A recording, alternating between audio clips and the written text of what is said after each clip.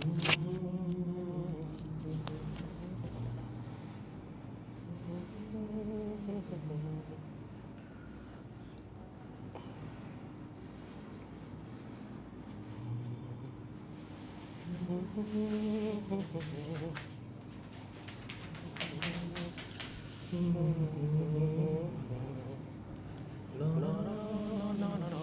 ঠিক আছে না? Wait guys, wait on. I guess সব ঠিকঠাক আছে। ইয়া, সবকিছু ঠিকঠাক। হ্যালো গাইস, কি অবস্থা সবার? কেমন আছো তোমরা সবাই? আশা করি সবাই অনেক বেশি ভালো আছো। ও মাই গড, সেকেন্ড পেপার ব্যাচের ফার্স্ট ক্লাস। সেই মানে এই যে একটার পর একটা ব্যাচ শুরু হয়, ঠিক আছে? কবে থেকে পড়াই যাচ্ছি ভাই, এই প্রত্যেকটা ব্যাচের শুরুতে সেই লাগে, প্রত্যেকটা ব্যাচ যখন আবার শেষ হয় তখন লাগে হচ্ছে খারাপ এই তোদের নিয়ে। যাই হোক, তো আজকে আবার একটা নতুন ব্যাচের সূচনা তোমাদের সাথে। বেশ অনেকদিন তোমাদের সাথে দেখা হবে, যদি ওরিয়েন্টেশন ক্লাসে আমি ম্যাক্সিমাম কথাবার্তা বলে ফেলছি।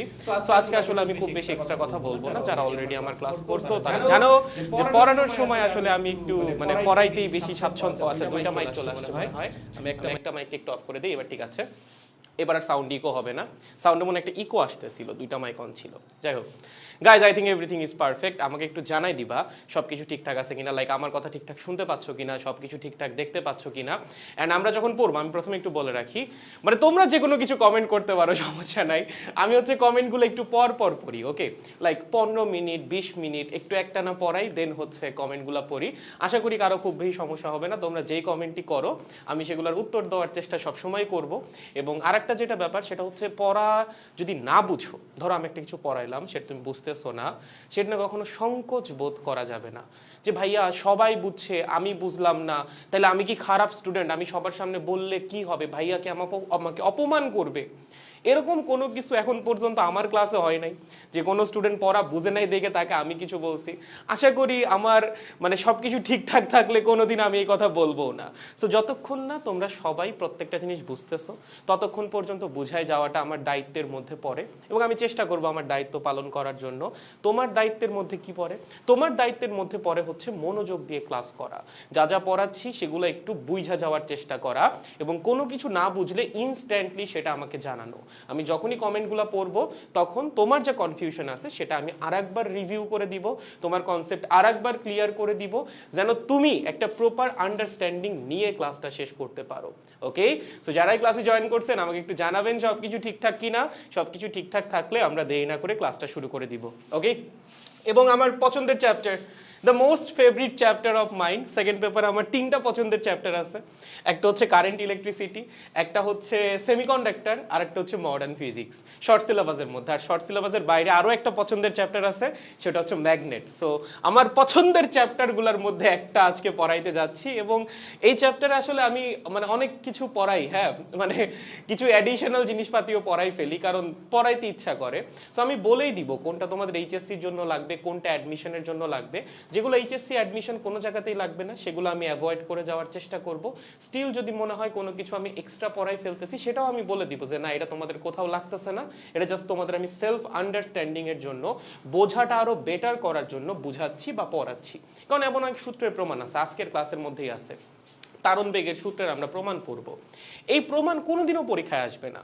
কিন্তু হয় না যে ফিজিক্স তো আসলে মুখস্থ করার সাবজেক্ট না। আমি তোমাকে একটা সূত্র লিখে দিলাম, I is equals to N A V Q, তুমি এটা মুখস্থ করে চলে গেলা, পরীক্ষায় পাইরাও আসলা।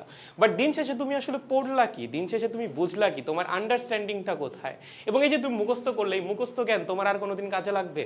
কোনোদিনই কাজে লাগবে না। বাট তুমি যদি বুঝে পড়ো, এই জ্ঞান তোমার জীবনের কোনো না কোনো স্তরে বা কোনো না কোনো স্টেজে গিয়ে কাজে লাগবে, এতটুকু আমি তোমাকে গ্যারান্টি দিতে পারি। তোমার চেয়ে আমি প্রায় 6-7 বছরের তো বড় হব, 6 বছরের বড় মোস্ট প্রবাবলি, 6 না, তোমাদের চেয়ে আমি প্রায় 8 বছরের বড়, ঠিক আছে?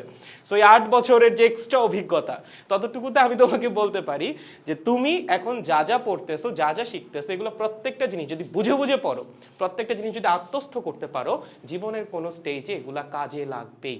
সো মনের দরজা খোলা রাখেন, জ্ঞানকে আহ্বান করেন, সাদরে আমন্ত্রণ জানান, এবং এই জ্ঞান একদিন আপনাকে অবশ্যই সাহায্য করবে। লেটস গো বাচ্চারা। ও মাই গড, অল ক্লিয়ার ভাইয়া। আরে দাদা হ্যালো ভাইয়া, হোমওয়ার্ক কিভাবে দেওয়া হয়? হোমওয়ার্ক হচ্ছে আমি আমার মতো করে দিয়ে যাব। লাইক ধরো কিভাবে বলি, ধরো একটা ক্লাসের মধ্যে ম্যাথ আছে হচ্ছে 12টা, ওকে, দেখা যাবে আমি 10টা ম্যাথ করাই যাব বা 8টা 9টা ম্যাথ করাই যাব, বাকি 3টা হচ্ছে তোমাদেরকে হোমওয়ার্ক করাই দিব, হোমওয়ার্ক হিসেবে দিয়ে দিব। যেগুলা সিমিলার টাইপের ম্যাথ সেগুলা আমি হচ্ছে পরের দিন নর্মালি সলভ করাই না, বাট ম্যাক্সিমাম হোমওয়ার্কই দেখা যায় পরের ক্লাসের শুরুতেই আমি সলভ করাই দিই। এখন ধরো একটা ম্যাথ আছে যে এরকম i is equals to del V by del T দিয়েই সলভ হয়ে যাচ্ছে, কথার কথা del V by del T না, del Q by del T দিয়ে, ওকে। এবং সেকেন্ড যে ম্যাথটা ওইটাও সেম ফর্মুলা দিয়ে সলভ হচ্ছে, জাস্ট ভ্যালুতে পরিবর্তন, বাকি সব কিছু সেম। সেক্ষেত্রে কি সেকেন্ড ম্যাথ আর আমার পরের দিন করাই দেওয়ার দরকার আছে বলো? তাও যদি তোমরা কেউ না পারো সেটা তো আমি করাই দিবই, চিন্তা করার কিছু নাই। কয়েকটা দিন ক্লাস করো, করলেই আসলে ফ্লোটা ধরতে পারবা, ফ্লোটা বুঝে যাবা, প্যারা খাওয়ার কিছু নাই, ওকে। হাই হ্যালো দাদা, এই অধ্যায় পড়তে কোন অধ্যায়ের কনসেপ্ট লাগবে? স্থির তড়িতের হালকা একটু কনসেপ্ট লাগবে, লাইক হচ্ছে তোমার বিভব, প্রাবল্য, বাট আহামরি কোনো মেজর কনসেপ্ট লাগবে না। এবং ওই স্থির তড়িতে যতটুকু কনসেপ্ট লাগবে সেটা আমি বলেই দিব। তোমরা যারা স্থির তড়িৎ পড়ো নাই, স্থির তড়িৎ যখন পড়বা তখন দেখবা আসলে এইসব কনসেপ্ট খুবই সহজ সহজ কনসেপ্ট, এবং এখনো যা যা লাগবে স্থির তড়িৎ রিলেটেড সেগুলো আমি বলে দিব, সমস্যা নেই, okay. Okay hello bro hello, hi ভাইয়া কেমন আছেন? ভালো আছি ভাইয়া। ওয়েবসাইটে লাইভ ক্লাস করা যায় না? না, ওয়েবসাইটে লাইভ ক্লাস করা যায় না। লাইভ ক্লাস হচ্ছে ফেসবুকে, এই ক্লাসটা হওয়ার পর দেখবা ক্লাসটা ওয়েবসাইটে আপলোড হয়ে গেছে, ওয়েবসাইটে হচ্ছে রেকর্ডেড ক্লাস, ওকে। তাহলে আসো আমরা দেরি করব না, আমরা হচ্ছে চ্যাপ্টার শুরু করে দিই। আচ্ছা, এই চ্যাপ্টারের মধ্যে কিন্তু অনেক কিছু আছে, এবং এই চ্যাপ্টারের এক্স্যাক্টলি কোন জায়গা থেকে কোয়েশ্চেন আসবে সেটা আবার প্রেডিক্ট করাটাও হয়ে যায় একটু টাফ। চ্যাপ্টারের মধ্যে টপিক আছে অনেকগুলা। সো আমি প্রথমেই চ্যাপ্টারের সামারিতে আর আজকে যাচ্ছি না, কারণ লাইক এই চ্যাপ্টারের মধ্যে দেয়ার আর এ লট অফ থিংস। সো আমি একটু একটু করে পড়াইতে থাকি, যেটা তোমাদের এইচএসসি পরীক্ষার জন্য গুরুত্বপূর্ণ, যেখান থেকে এইচএসসি পরীক্ষার প্রশ্ন আসবে সেটা আসলে আমি বলেই দিব যে এই টপিক এইচএসসি পরীক্ষার জন্য লাগবে, এই জিনিস অ্যাডমিশনের জন্য লাগবে, ওকে। তাহলে আসেন আমরা শুরু করতেছি কি দিয়ে? কারেন্ট বা চলতড়িৎ দিয়ে। প্রথম কথা হচ্ছে ভাইয়া, আমরা তো চার্জ বা চার্জের গতি নিয়ে আগেও পড়াশোনা করছি। কোথায় পড়ছি? স্থির তড়িতে। তবে স্থির তড়িৎ, চলতড়িৎ আর ম্যাগনেটিজম, এই তিনটার মধ্যে একটা বেসিক পার্থক্য আছে। তিনটা জায়গাতেই আমরা চার্জ নিয়ে ডিল করি, বাট এই তিন রকমের চার্জের মধ্যে একটু পার্থক্য আছে। কি পার্থক্য? ধরো তোমার কাছে একটা চার্জ আছে, এটা কি? চার্জিত বস্তু বা আধান বাহক। চার্জ বলাটা ঠিক না, এটা একটা চার্জিত বস্তু, বাট তাও আমি চার্জ লিখলাম। এখন যদি এরকম হয়, এই চার্জটা আছে স্থির, কি? চার্জটা আছে স্থির, অথবা চার্জের কোনো কন্টিনিউয়াস মোশন নাই, ওকে। কি নাই? কন্টিনিউয়াস মোশন নাই। ধরো তুমি একটা চার্জকে এই পয়েন্ট থেকে এই পয়েন্টে এনে রাইখা দিছো, বাট তারপর আর তুমি নড়াচ্ছ না। এটা হচ্ছে এ পয়েন্ট, এটা হচ্ছে বি পয়েন্ট। তুমি কি করলা? এ পয়েন্ট থেকে একটা চার্জকে বি পয়েন্টে এনে রাইখা দিলা, বাট তারপর আর নড়াইলা না। আবার ধরো একটু পর বি পয়েন্ট থেকে এ পয়েন্টে এনে রাইখা দিলা, তারপর আর নড়াইলা না। তার মানে এখানে চার্জের কোনো কন্টিনিউয়াস মোশন নাই। কন্টিনিউয়াস মোশন মানে হচ্ছে কন্টিনিউয়াসলি চার্জ মুভ করতেই থাকবে, চার্জ কখনো থামবে না, ওকে। চার্জকে আমি একটু নাড়াইলাম, নাড়াই আবার রাইখা দিলাম, এটা কন্টিনিউয়াস মোশন না। এই জিনিসটা আমরা পড়াশোনা করছি হচ্ছে স্থির তড়িতের মধ্যে।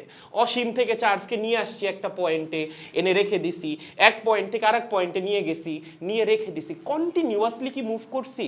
করি নাই। সো যেখানে চার্জ স্থির থাকবে অথবা চার্জের একটা বিচ্ছিন্ন মোশন হবে, কোনো কন্টিনিউয়াস মোশন হবে না, সেইটা হচ্ছে স্ট্যাটিক ইলেকট্রিসিটির পড়াশোনা, ঠিক আছে? সেটা কি? সেইটা হচ্ছে স্ট্যাটিক ইলেকট্রিসিটি বা স্থির তড়িৎ, যেটা আমাদের পড়া শেষ। যদি এরকম হয় ভাইয়া যে না, চার্জের মধ্যে কন্টিনিউয়াস মোশন আছে, কি আছে? চার্জের মধ্যে কন্টিনিউয়াস মোশন আছে, তখন সেটা চলে আসে হচ্ছে চলতড়িতের অংশ হিসেবে। এবং এই কন্টিনিউয়াস মোশন আবার দুই রকমের হইতে পারে। ধরো একটা বস্তু গতিশীল, সে গতিশীল হইতে পারে দুই ভাবে, একটা হচ্ছে সমবেগে আর একটা হচ্ছে অসমবেগে বা ত্বরণে। যদি আমাদের চার্জিত বস্তু বা চার্জ কনস্ট্যান্ট ভেলোসিটিতে গতিশীল হয় বা সমবেগে গতিশীল হয়, লেখো কনস্ট্যান্ট ভেলোসিটি অথবা সমবেগে যদি গতিশীল হয়, সেইটা হচ্ছে চলতড়িৎ, বা সেইটা নিয়ে আমরা এই চ্যাপ্টারে পড়াশোনা করব। মানে এই চ্যাপ্টারের পড়াশোনা হচ্ছে চার্জ অ্যাট কনস্ট্যান্ট ভেলোসিটি, মানে চার্জ মুভ করবে বা একটা কনস্ট্যান্ট ভেলোসিটিতে মুভ করবে। আর যদি এমন হয় যে না, চার্জের কি আছে? ত্বরণ আছে বা অ্যাক্সিলারেশন আছে, সেখানে শুধুমাত্র চলতড়িৎ নিয়ে পড়াশোনা হবে না, সেখানে চলতড়িতের সাথে সাথে ম্যাগনেটিজমও চলে আসবে। তার মানে সেখানে পড়াশোনা হবে ইলেকট্রোম্যাগনেট নিয়ে, সেটা আমরা চ্যাপ্টার 4-এ পড়বো। ওকে, সো এটা হচ্ছে চ্যাপ্টার 2, 3 এবং 4 এর মধ্যে একটা বেসিক পার্থক্য। চ্যাপ্টার 2-তে আমরা চার্জকে একটা পয়েন্ট থেকে আরেকটা পয়েন্টে সরাইছি, বাট চার্জের কোনো কন্টিনিউয়াস মোশন ছিল না। যখন আমরা চ্যাপ্টার 3-তে পড়বো, চলতড়িৎ পড়বো, চার্জের একটা কন্টিনিউয়াস মোশন থাকবে এবং সেই মোশনের মানে প্রকৃতি কীরকম হবে বা মোশনটা কীরকম হবে, কনস্ট্যান্ট ভেলোসিটি, মানে চার্জ মুভ করবে একটা সমবেগ মেনটেন করে। আর যদি এমন হয় যে না ভাইয়া চার্জ সমবেগে গতিশীল না, চার্জের আছে ত্বরণ, তখন সেখানে ইলেকট্রিসিটির পাশাপাশি ম্যাগনেটিজমও চলে আসবে এবং আমাদের পড়াশোনা করা লাগবে তখন ইলেকট্রোম্যাগনেট নিয়ে। এইটা আমরা পড়বো কোথায়? এটা আমরা পড়বো চ্যাপ্টার 4-এ। ওকে, এটা আমরা পড়বো হচ্ছে চ্যাপ্টার 4-এ এবং কন্টিনিউয়াস ভেলোসিটিতে বা সমবেগে বা কনস্ট্যান্ট ভেলোসিটিতে যে চার্জের মোশন, সেটা আমরা পড়বো হচ্ছে চ্যাপ্টার 3-তে। সো মাথায় রাখো, এই চ্যাপ্টারে আমরা যত চার্জের মোশন নিয়ে পড়াশোনা করব বা ইলেকট্রন মুভ করবে, সব করবে কিসে? সমবেগে। এখানে ত্বরণ বলে কোনো কিছু নাই, ইলেকট্রন সবসময় একটা কনস্ট্যান্ট ভেলোসিটি মেনটেন করে গতিশীল হবে।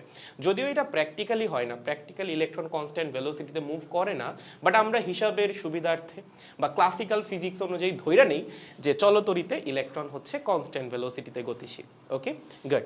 এখন এই যে চলতড়িৎ বা কারেন্ট, এই জিনিস তোমরা 9-10-এও পড়ে আসছো, তাই না? সবার 9-10 এই জিনিস পড়া আছে। এখন তোমাদের এই 9-10-এর পড়া থেকে আমি তোমাদের উদ্দেশ্যে কিছু প্রশ্ন করতে চাই, কিছু প্রশ্ন যেগুলো তোমার বেসিক নিয়ে আরেকবার প্রশ্ন উঠাবে যে তোমার বেসিক কি আসলেই ক্লিয়ার। লেটস গো, আসো প্রশ্ন দিয়ে শুরু করি। ওকে, প্রথম কথা হচ্ছে আধানের যে কন্টিনিউয়াস ফ্লো সেটাকেই বলা হয় কারেন্ট। তার মানে যখন আধান কন্টিনিউয়াসলি ফ্লো করবে একটা পরিবাহীর মধ্যে দিয়ে, তখন আমরা বলবো সেখানে কারেন্ট ফ্লো হচ্ছে। যদি এরকম হয় ভাইয়া আমার কাছে একটা পরিবাহী আছে, ওকে, একটা ইলেকট্রন কি করছে, একটা ইলেকট্রন এখান থেকে এখানে আসছে, এটা কি কারেন্ট? না, একটা ইলেকট্রনের ফ্লোকে আমরা কারেন্ট বলি না। যদি এমন হয় যে না ইলেকট্রনগুলো কন্টিনিউয়াসলি ফ্লো করছে একটার পর একটা, তারপর আরেকটা, তারপর আরেকটা, তখন বলা হবে হচ্ছে কারেন্ট। জাস্ট একটি ইলেকট্রনকে নিয়ে গেলাম এখান থেকে এখানে কন্টিনিউয়াসলি, সেটা কারেন্ট না। A group of electron continuously flow করা লাগবে। ভাইয়া গ্রুপ অফ ইলেকট্রন এইটার মানে আবার কি? দেখো তোমাদের যে মিসকনসেপশনটা সবার আগে কাজ করে, এটা মানে কাজ করা খারাপ কোনো কিছু না। আমি যখন তোমাদের পর্যায়ে ছিলাম আমারও কাজ করতো। ধরো তোমাকে আমি একটা সার্কিট দিলাম, এরকম এরকম সার্কিটের সাথে আমরা সবাই পরিচিত। কি হবে বলো? তুমি এখানে ব্যাটারি লাগাই দিচ্ছ, তুমি বলবো ভাইয়া এখানে কারেন্ট ফ্লো করবে। আমি তোমাকে জিজ্ঞাসা করলাম যে কারেন্টটা আসলে ফ্লো করে কেন? তুমি বললা ইলেকট্রনের প্রবাহের জন্য কারেন্ট ফ্লো করে, তাই না? আমরা কিন্তু এখানে কোনো পজিটিভ চার্জ ক্যারিয়ারের জন্য বা পজিটিভ চার্জের জন্য কারেন্ট ফ্লো শিখবো না। এই চ্যাপ্টারে শুধুমাত্র ইলেকট্রনের ফ্লোর জন্য যে কারেন্টের তৈরি হয় বা তড়িতের তৈরি হয় সেটা নিয়েই পড়াশোনা হবে। তার মানে আমরা যত সার্কিট যা যা দেখব সেখানে ফ্লো করবে কে? ইলেকট্রন। এবং ইলেকট্রনের যে কন্টিনিউয়াস ফ্লো সেটাকেই আমরা কি বলবো? কারেন্ট। যেটাই যেখানে লেখা আছে ইলেকট্রনের ইলেকট্রনের কন্টিনিউয়াস ফ্লোকেই কি বলা হয়? ইলেকট্রনের কন্টিনিউয়াস ফ্লোকেই বলা হয় ভাইয়া কারেন্ট। এখন কথা হচ্ছে ভাইয়া এই যে কন্টিনিউয়াস ফ্লো এই জিনিসটা কি, এটাই বোঝাচ্ছিলাম। ধরো তোমাকে আমি এরকম একটা সার্কিট দিলাম, দিয়ে বললাম এখানে ইলেকট্রন কেমনে ফ্লো করে। তুমি বললা ভাইয়া এই যে এটা হচ্ছে মাইনাস, এটা হচ্ছে প্লাস, ইলেকট্রন তো ফ্লো করবে মাইনাস থেকে প্লাসের দিকে, এতটুকু তো জানি।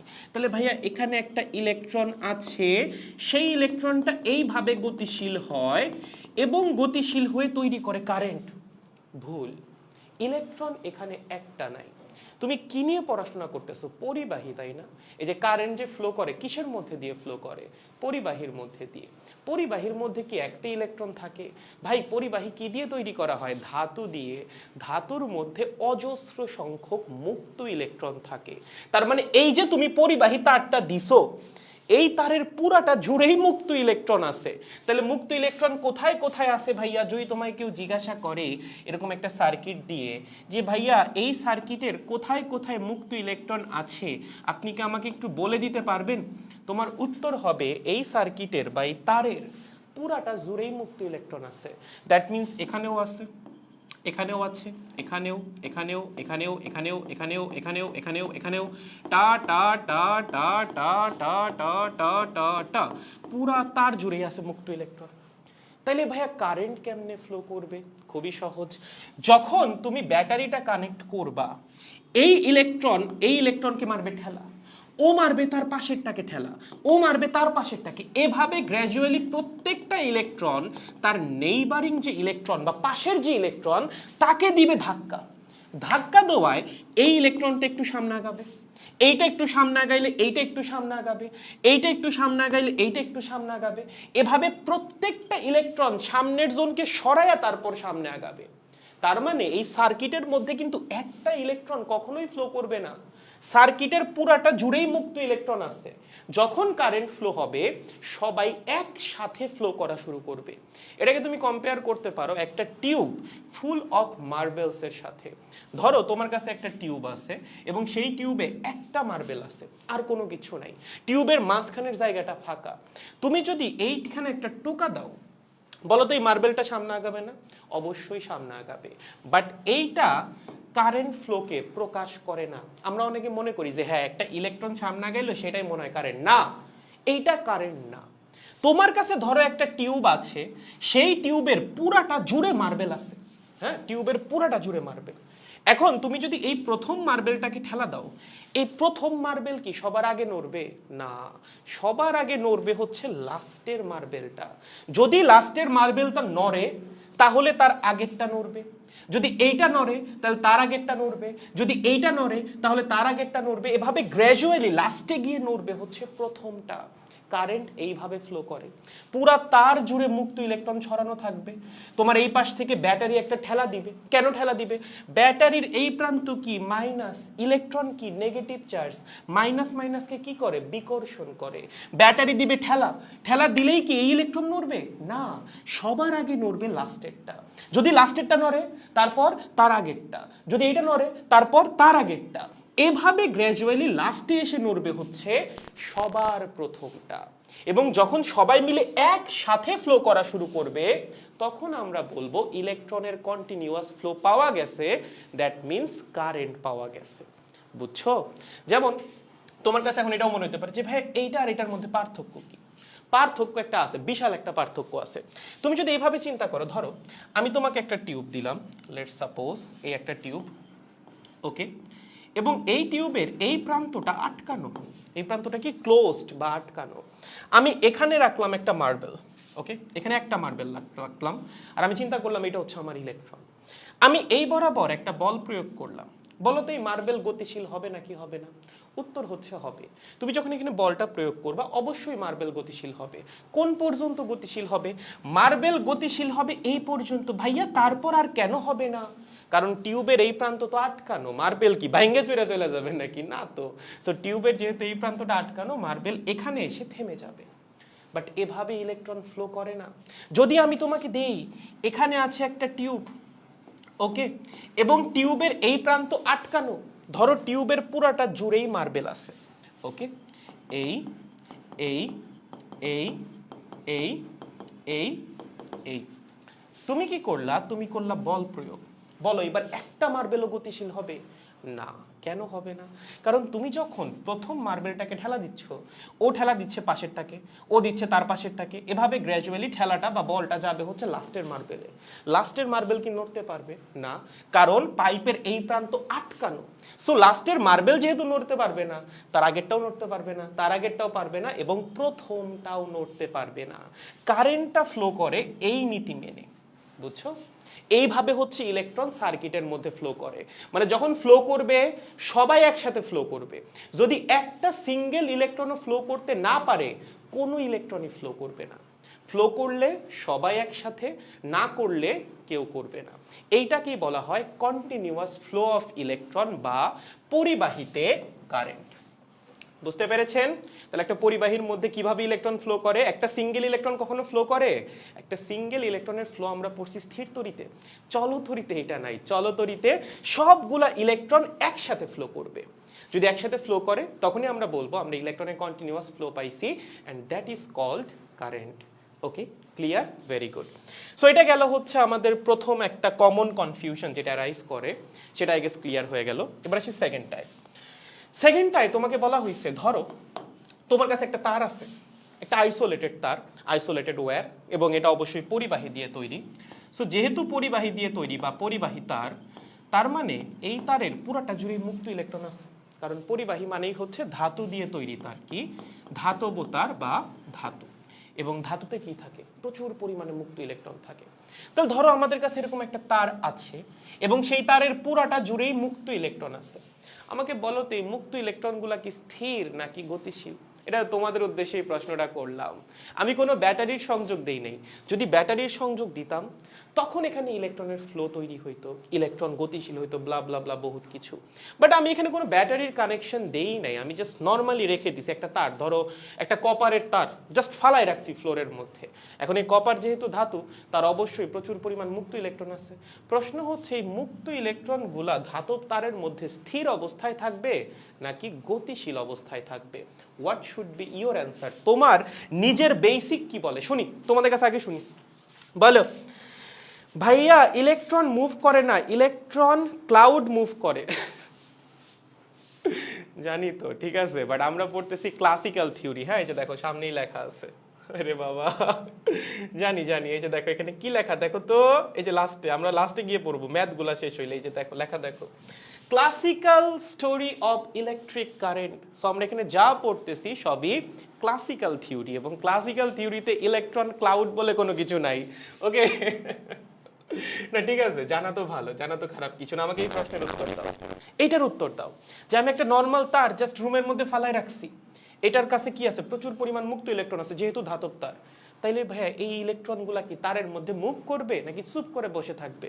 What should be your answer? স্থির, গতিশীল, স্থির থাকবে। ভেরি গুড, ভেরি গুড, অবশ্যই স্থির থাকবে। আমরা এখানে কোনো ব্যাটারি লাগাইছি? লাগাই নাই। ব্যাটারি না লাগাইলে আমার ইলেকট্রন কেন গতিশীল হবে? একটা নর্মাল তারের মধ্যে যদি ইলেকট্রন গতিশীল হইতো তাহলে তো কারেন্টই তৈরি হয়ে যাইতো। ভুল, এখানে ইলেকট্রন স্থির থাকবে না, ইলেকট্রন কি হবে? ইলেকট্রন গতিশীল হবে। কি বলেন ভাইয়া, আমি তারের মধ্যে কোনো ব্যাটারি লাগাইলাম না, স্টিল ইলেকট্রন গতিশীল হবে? The answer is yes. এবং এই গতি কোনো নর্মাল গতি না। নর্মাল অবস্থায় কোনো ব্যাটারি ছাড়া ইলেকট্রনের বেগ কত হয় জানো? ইলেকট্রনের বেগ হয় অলমোস্ট 10⁵ মিটার পার সেকেন্ড। এটা কিন্তু কম ভ্যালু না, বিশাল ভ্যালু। এখন কথা হচ্ছে ভাইয়া আমি কোনো ব্যাটারি লাগাইলাম না, কিছুই লাগাইলাম না, তাও ইলেকট্রন গতিশীল হচ্ছে, তাও আবার এত বেগে। কেমনে? থার্মাল এনার্জির জন্য। কিসের জন্য? Thermal energy. লেখো, থার্মাল এনার্জির জন্য। ভাইয়া এই থার্মাল এনার্জি কই থেকে আসবে? এই থার্মাল এনার্জির সোর্স হচ্ছে এনভায়রনমেন্ট বা পরিবেশ। পরিবেশ থেকে আমাদের এই ধাতব তার প্রয়োজনীয় শক্তি রিসিভ করবে এবং সেই শক্তি দিবে হচ্ছে ইলেকট্রনকে।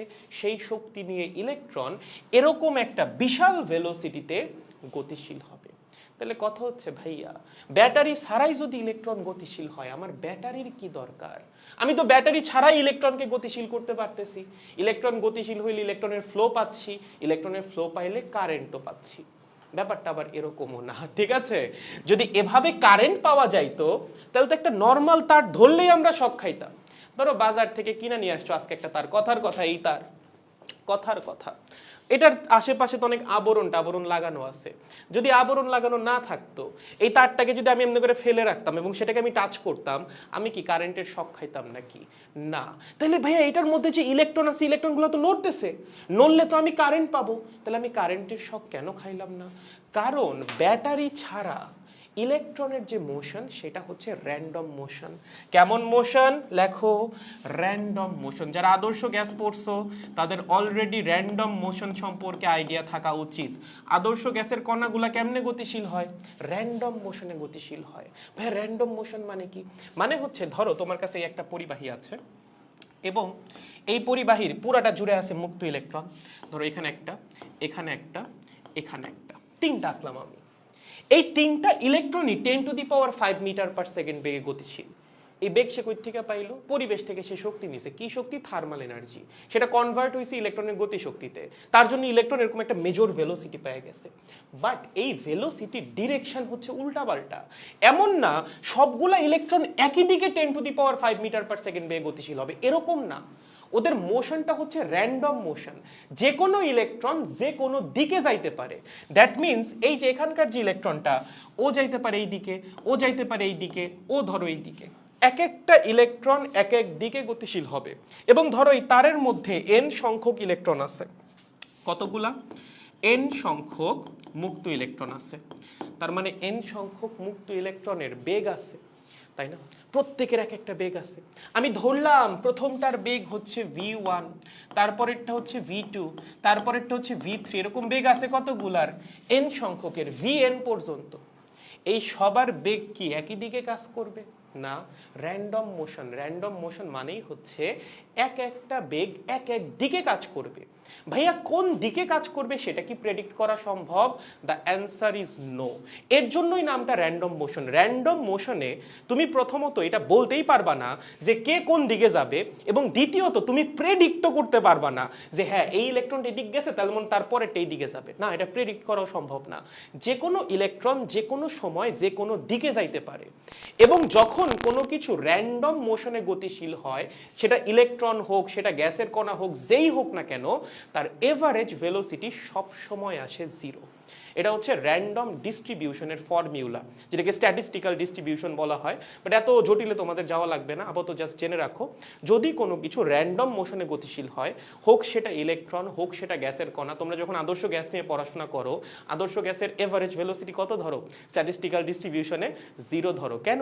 কারণ আদর্শ গ্যাস র্যান্ডম মোশনে গতিশীল, এবং যখনই কেউ র্যান্ডম মোশনে গতিশীল হবে তার এভারেজ ভেলোসিটি সব সময় আসবে 0। বুঝেছো?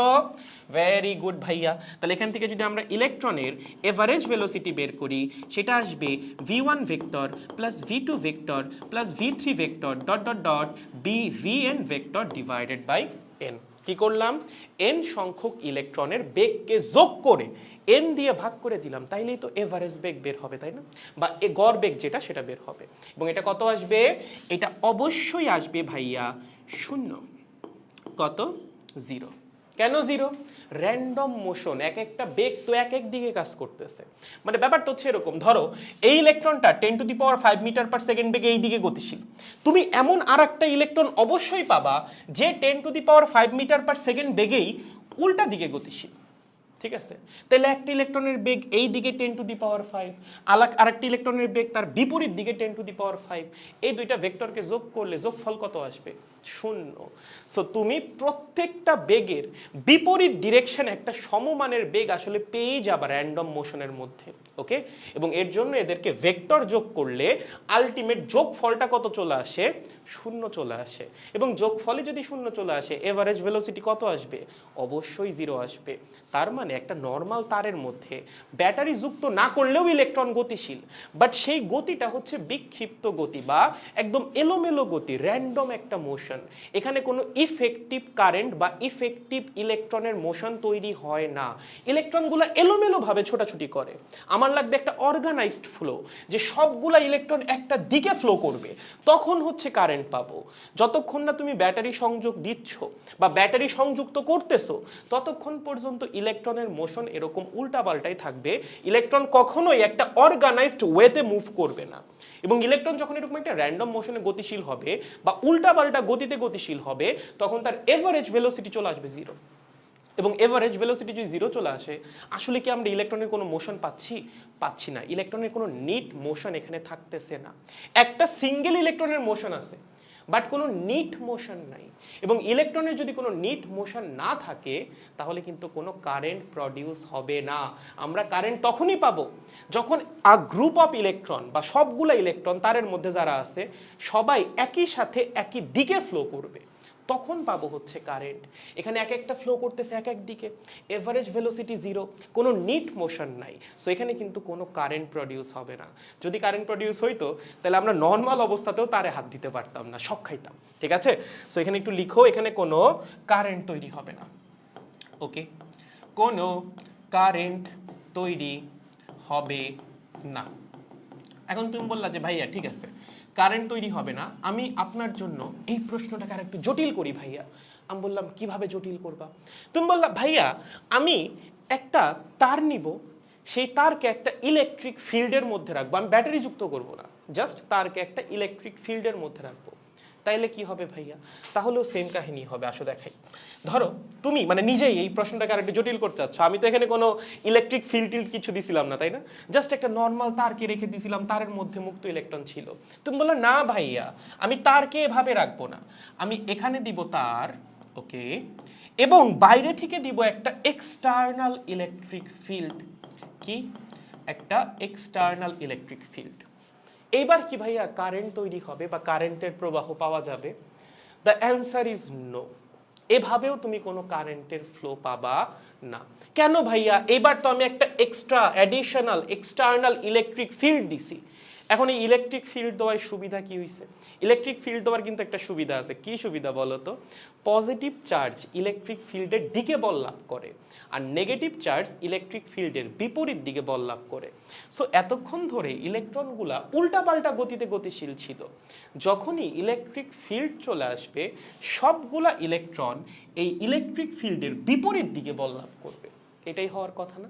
ধরো এই তারের মধ্যে প্রচুর পরিমাণ মুক্ত ইলেকট্রন আছে, প্রচুর পরিমাণ, প্রচুর প্রচুর প্রচুর প্রচুর প্রচুর, ওকে। যখনই তুমি এক্সটার্নাল ইলেকট্রিক ফিল্ড দিবা, এই সবগুলা মুক্ত ইলেকট্রন কোন দিকে বল লাভ করবে? এই এক্সটার্নাল ইলেকট্রিক ফিল্ডের বিপরীত দিকে।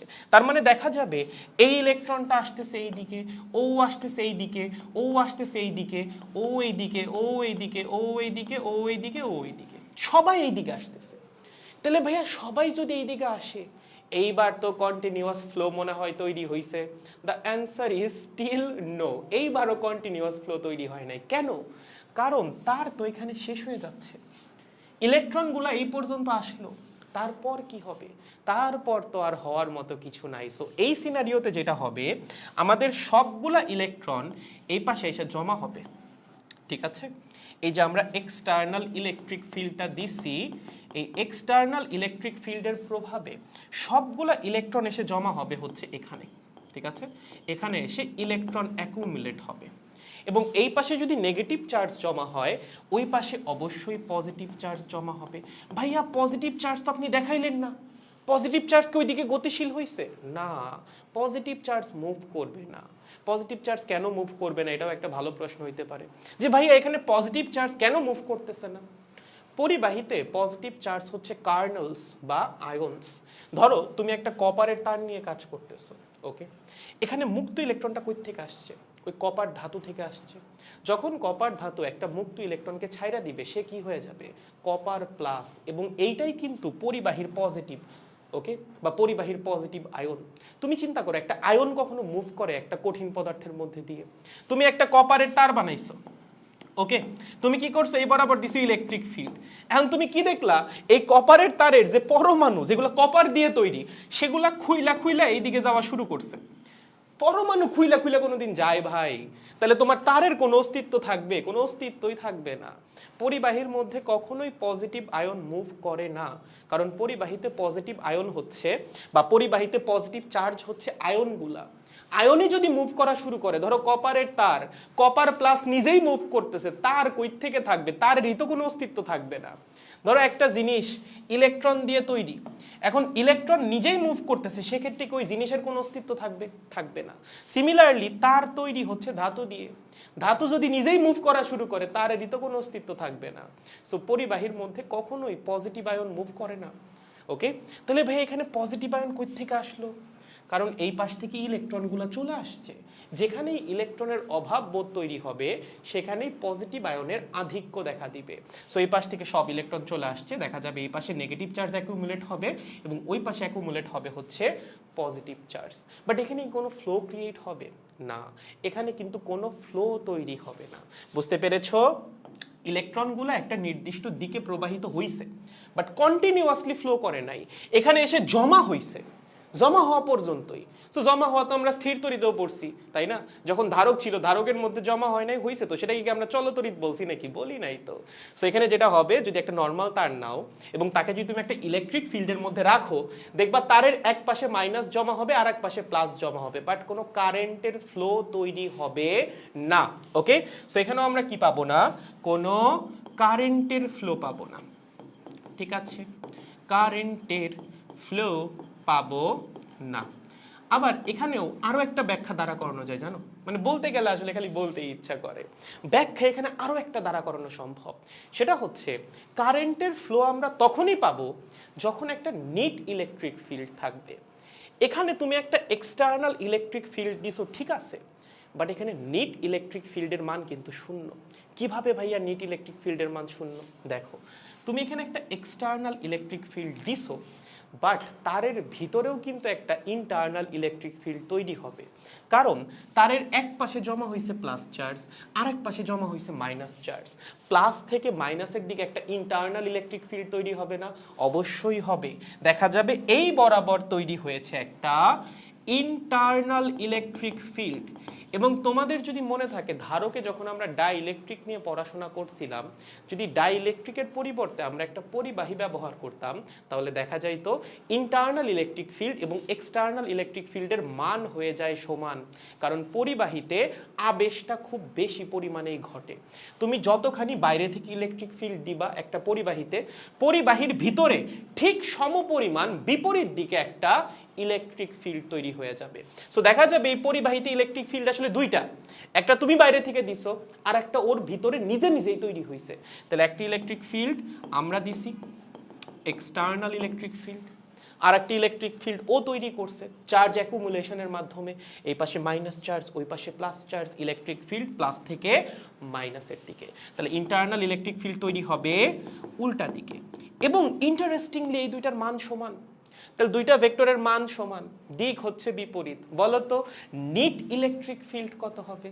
নেট ইলেকট্রিক ফিল্ড হবে 0। এবং যদি কোনো নেট ইলেকট্রিক ফিল্ড না থাকে, তাহলে আসলে চার্জ মুভ করার বা কন্টিনিউয়াসলি মুভ করার কোনো কারণ নাই। কারণ একটা জিনিস কন্টিনিউয়াসলি মুভ করার জন্য তার উপর ফোর্স দেওয়া লাগবে, তার উপর বল প্রয়োগ করা লাগবে। বলটা প্রয়োগ করবে কে? চার্জের উপর বল প্রয়োগ করে কে? ইলেকট্রিক ফিল্ড বা তড়িৎ ক্ষেত্র। যদি তড়িৎ ক্ষেত্রই না থাকে, চার্জ কোনো বল লাভ করবে? করবে না। তখন আর চার্জের কোনো কন্টিনিউয়াস মোশনও থাকবে না এবং আলটিমেটলি আমরা কোনো কারেন্ট পাবো না।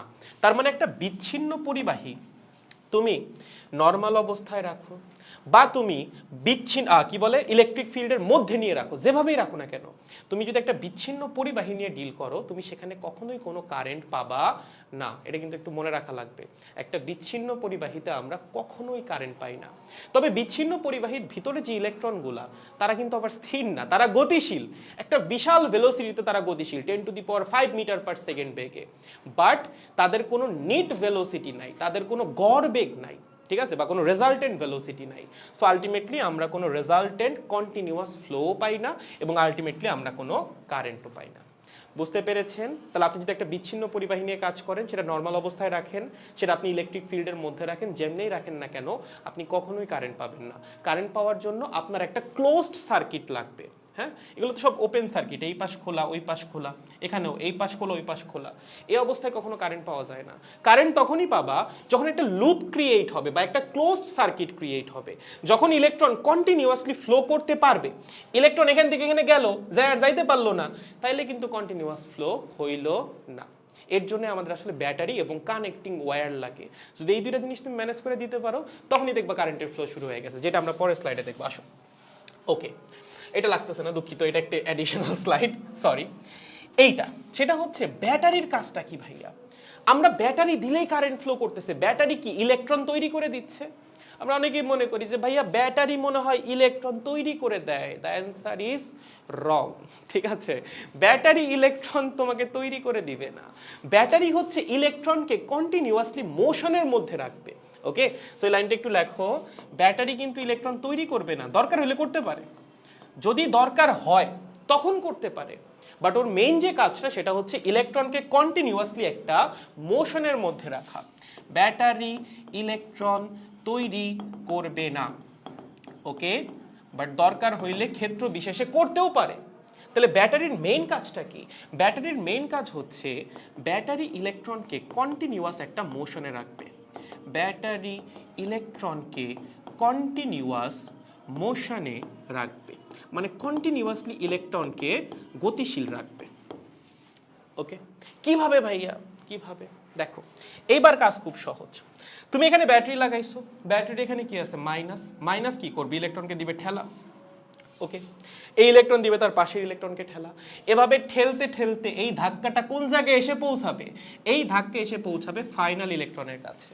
যখনই ফাইনাল ইলেকট্রনটা মুভ করবে তখন তার আগের ইলেকট্রনটা মুভ করবে, তখন তার আগেরটা করবে, তার আগেরটা, এইভাবে গ্র্যাজুয়ালি সবগুলো ইলেকট্রন কি করবে? এই দিক বরাবর কন্টিনিউয়াসলি মুভ করতে থাকবে এবং এটা চেইনের মতো সবাই মিলে একসাথে ঘুরবে। এমন না যে একটা ইলেকট্রন ও সবার উপর দিয়ে যায় ঘুরে চলে আসলো, না, যখন ঘুরবে সবাই একসাথে ঘুরবে, অনেকটা সাইকেলের চেইনের মতো। সাইকেলের চেইন হয় না? সাইকেলের চেইন দেখছো না? দেখতে কিরকম বলো তো? এরকম। ওকে, যখন ঘুরে সবগুলা একসাথে ঘুরে, সেম কাহিনী। ইলেকট্রন যখন মুভ করবে সবাই একসাথে মুভ করবে। যদি একটা ইলেকট্রন মুভ না করে সেক্ষেত্রে কোনো ইলেকট্রনই মুভ করবে না। ওকে, তাহলে ব্যাটারি যেটা করে ইলেকট্রনকে কন্টিনিউয়াসলি একটা নির্দিষ্ট দিকে ফ্লো করায়। যেমন তুমি যদি এটাকে আরো ডিটেলসে বুঝতে চাও, যেমনটা আমি আগের ছবির মতো করে দেখাইলাম, সেটাও বোঝানো সম্ভব, খুবই সহজ কাজ। ধরো এই হচ্ছে আমাদের পরিবাহী। ওকে, গ্রেট, ভালো। এখানে আছে হচ্ছে আমাদের ব্যাটারি। ব্যাটারি দেওয়া মানে কিন্তু টেকনিক্যালি একটা এক্সটার্নাল ইলেকট্রিক ফিল্ড দেওয়াই, তাই না? ব্যাটারির এখানে কি আছে? প্লাস, এখানে কি আছে?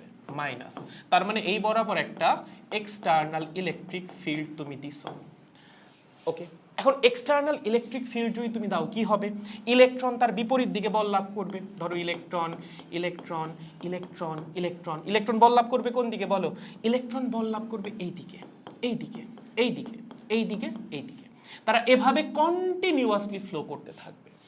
এখন আমি আবার একটু আগে একটা লাইন বলে আসি, সেটা হচ্ছে ইলেকট্রন তখনই কন্টিনিউয়াসলি ফ্লো করে যখন নিট ইলেকট্রিক ফিল্ডের মান থাকে এবং পরিবাহীর ভিতরে একটা ইন্টারনাল ইলেকট্রিক ফিল্ড তৈরি হয় যেটার মান এক্সটার্নাল ইলেকট্রিক ফিল্ডের সমান এবং তার জন্য নিট ইলেকট্রিক ফিল্ড হয়ে যায় শূন্য।